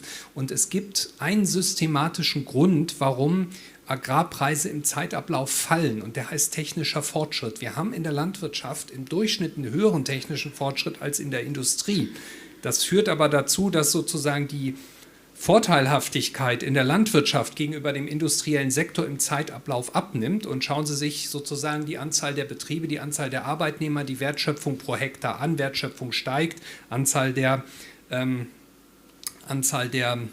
Wertschöpfung sinkt, Anzahl der Betriebe sinkt. Das heißt, wir haben einen systemimmanenten Strukturwandel. Das hat nicht nur damit zu tun, dass sozusagen Edeka oder Rewe böse sind. Ich meine, die nutzen das natürlich, die nutzen ihre Marktmacht, aber es ist auch sehr schwer, eine Marktmacht nachzuweisen, sonst hätten wir ein Kartellverfahren. Also deswegen so ganz so einfach sind diese Punkte nicht. Wo ich Ihnen absolut recht gebe, ist sozusagen die Verantwortung der Verbraucher. Die stehen natürlich auf das billige Schnitzel, und das ist eine Realität, gegen die wir anargumentieren müssen. Also der Punkt, da haben Sie recht. Preisdrückerei haben Sie mit Sicherheit auch recht, aber das ist nicht der... Ja? Okay. Jetzt haben wir nämlich die Kontroverse. Danke. Ja, gut. Es gibt immer den deutschen Verbraucher, der aufs Billige steht. Es gibt aber auch den Handel, der es anbietet. Und ich verstehe nicht, das ist jetzt kein Fleisch, aber ich verstehe nicht, warum ein Paket, ich sage jetzt mal Müsli, keinen Firmennamen, der weltweit agiert, und das Paket sieht überall gleich aus, es hat nur dann die deutsche oder englische oder französische Schrift. Bei uns ist es nur der Drittel des Preises, wie im selben Supermarkt auf der Grenze in Frankreich. Warum sind die Dinge bei uns so viel weniger wert? Und wenn dann der Verbraucher davor steht, kauft er das? Also wieso ist es ein paar hundert und nicht mal ein paar hundert Kilometer auseinander dasselbe Produkt? Dreimal so teuer. Das ist eine gefühlte Wahrheit. Wissenschaftlich kann man das an Rohstoffpreisen nicht zeigen. Also deswegen, das ist keine gefühlte Wahrheit, das ist Erleben. Also das ist Erleben am Regal im Supermarkt. Da müssen wir uns jetzt auf Fakten einigen. Also das ist sozusagen so ein bisschen der Punkt. Das ist ein Narrativ, was es immer wieder gibt, dass in Deutschland Lebensmittel besonders günstig sind. Und dann beißen sich ganze Forschungsgruppen daran die Zähne aus, das zu beweisen. Ich meine, wie gesagt, subjektiv würde ich Ihnen zustimmen, aber ich glaube, der Knackpunkt ist, klar, es gibt bestimmte Lebensmittel, die zu günstig sind. Da sind wir uns einig. Wir sind uns auch einig, dass der Verbraucher da eine Verantwortung hat, aber wäre ein bisschen vorsichtig sozusagen, das nur monokausal auf eine Preispolitik. Also ein Supermarkt, wenn er es in Frankreich höherpreisig anbieten kann, tut das. Genau, da würde ich gerne einhaken. Also ich glaube schon, dass es mehr ist als eine subjektive Wahrnehmung. Da möchte ich genau auf das Beispiel Frankreich, wunderbar, das passt sehr gut, weil da gab es vor ein paar Jahren, hat die Regierung einen Prozess in Gang gesetzt mit einer breiten Beteiligung, EGalim heißt das, also über État Généraux Alimentation, mit einer Beteiligung von ganz vielen Wertschöpfungsketten, Verbrauchern, Bürgerinnen und Bürgern, weil die Landwirtschaft große Umweltprobleme verursacht, man da was ändern muss, aber auch, weil die Einkommen der Landwirte zu gering sind, weil dann ein sehr hoher Anteil Sozialhilfe bekommt. Also der Anteil ist, ich glaube, es war mindestens ein Drittel bis die Hälfte. Und das war der Ausgangspunkt für diese Diskussion. Und rausgekommen ist ein Gesetz mit ganz vielen verschiedenen Elementen, unter anderem aber auch eine Umkehr der Preisbildung in der Verhandlung mit den Einkaufszentralen der großen Supermarktketten. Gibt es, glaube ich, 4 in Frankreich insgesamt. Und die sind jetzt verpflichtet, auf Basis der Produktionskosten zu verhandeln. Also sprich, der Preis am Ende darf nicht unter den Produktionskosten liegen. Ich kann nicht behaupten, dass das Instrument perfekt ist. Also sie haben selber eine Revision mit eingebaut und ich würde denken, naja, das haut mal hin, haut mal nicht so hin. Aber es ist auf jeden Fall das Bewusstsein, dass man da einen Hebel ansetzen muss, weil die tatsächlich eine Marktmacht haben, eine sehr starke. Und da gibt es auch Untersuchungen beispielsweise, dass die Margen der Supermärkte auf Bioprodukte höher sind als auf konventionelle Produkte, weil das ist tatsächlich auffällig, finde ich, dass Bioprodukte da im Supermarkt zum Teil sehr teuer sind. Und es liegt eben auch an diesen Margen, die die Supermärkte nehmen. Also da ist schon ein Problem, was jetzt nicht nur der Markt alleine regeln kann. Also da ist schon gut, wenn man da guckt, was man macht. Ob das jetzt das Instrument ist, was es dann richtig hinruckelt, weiß ich auch nicht. Das muss ich, glaube ich, weisen. Und da es sich um Verhandlungen handelt, bekommt man da auch nicht so viele Informationen. Also ich versuche da immer mal wieder, mich auf dem Laufenden zu halten. Das ist nicht so einfach, aber auf jeden Fall ist das ein Problem. Und es hören ja nicht umsonst Betriebe, also die Betriebszahlen gehen ja laufend runter. Also das ist ja nicht umsonst. Das hängt auch mit der wirtschaftlichen Situation zusammen. Sicher auch andere Elemente, viel Arbeit und so weiter. Technischer Fortschritt. Der rückelt aber nicht alleine zurecht. Also ich glaube, die Debatte führen wir danach weiter, gerne, sehr gerne, weil wir sind jetzt schon... Darf ich noch ganz kurz was zur Umsetzbarkeit sagen? Also, weil wir haben das Thema auch neulich diskutiert und das BMEL diskutiert es auch gerade, so ein Verbot des Verkaufs unter den Produktionskosten. Und dann haben wir halt mal durchexerziert, welche Optionen gibt es da. Und es gibt quasi so ein bisschen das spanische Modell, da wurden jetzt einfach Preise festgelegt. Also man wurde gesagt, so im Durchschnitt kostet die Produktion von diesem und jenem Produkt XY Euro und darunter darf nicht verkauft werden. Das wird einmal im Jahr festgelegt. Da haben wir aber zum Beispiel in Deutschland das Problem, dass bei uns zum Teil die Produktionskosten deutlich variieren. Also norddeutsche Milch wird billiger produziert als süddeutsche Milch. Und dann würde man dem norddeutschen Bauern quasi eine größere Gewinnmarge schenken, als man dem süddeutschen Bauern gibt. Und dann gibt es die Option 2, dass quasi der Bauer einmal im Jahr seine Bilanz hinlegt und sagt, hier guck, die Milch hat mich pro Liter 49 Cent gekostet, du müsst mir mindestens 50 geben. Da haben wir, ich habe einen großen Zettel neben meinem Schreibtisch hängen jetzt seit kurzem, da steht Druckausübungsverbot drauf. Das hat mir ein Jurist mit auf den Weg gegeben, der sich auf Kartellrecht spezialisiert hat, dass man das nämlich ganz wichtig dann mit bedenken muss. Das heißt, man muss danach als Ordnungsrecht dieses Druckausübungsverbot implementieren, damit Rewe halt nicht auf meine Bilanz guckt und sagt, ja, ich sehe hier gerade, du benutzt das gute Futter. Und warum bezahlst du denn deinem Mitarbeiter 14 Euro die Stunde? Und damit da halt das dann nicht so endet, sondern dass der halt akzeptieren muss, okay, Bauer XY hat diese Kosten, aber dann hast du am Ende halt auch wieder dann der Bauer, der halt seine Kosten drücken kann, der kriegt dann halt den Liefervertrag und derjenige Bauer, der das nicht schafft, der dann halt nicht. So. Und das heißt, wir haben da ganz, ganz viele Umsetzungsfragen, gerade noch, die wir noch nicht geklärt haben.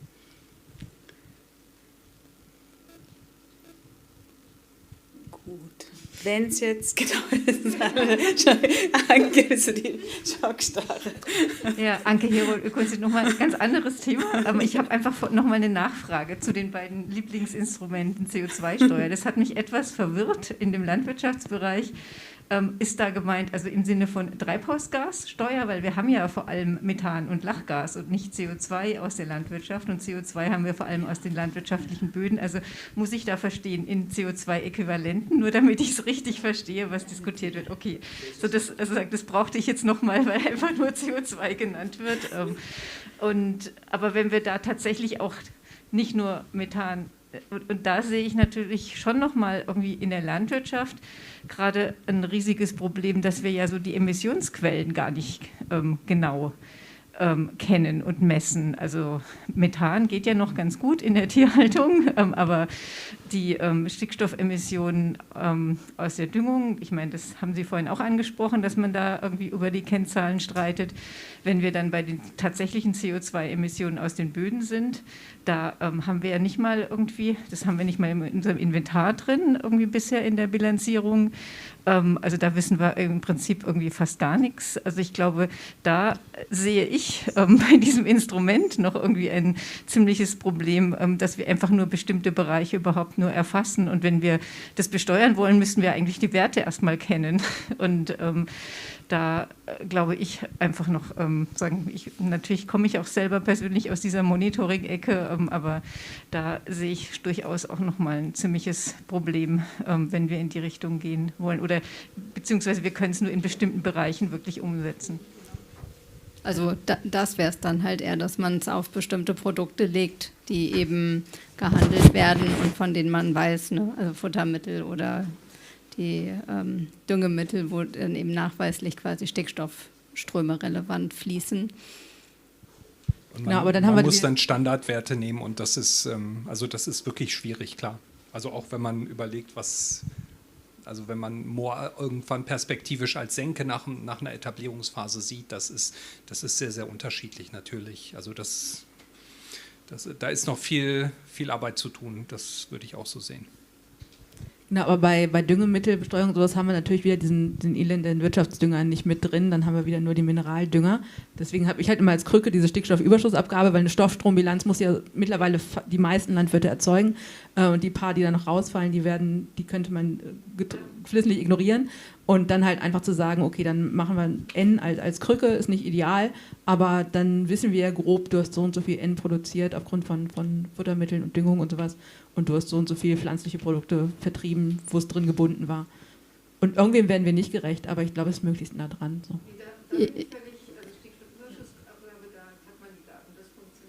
Ja, aber mit den gehandelten... Nee, ist kein Abschlusswort, dafür taugt es nicht. Aber ich wollte nur sagen, dass die gehandelten Futtermittel sich ja schon nochmal von den Eigenfuttermitteln unterscheiden in der Bewertung der Stickstoffströme. Und deswegen wäre das schon machbar.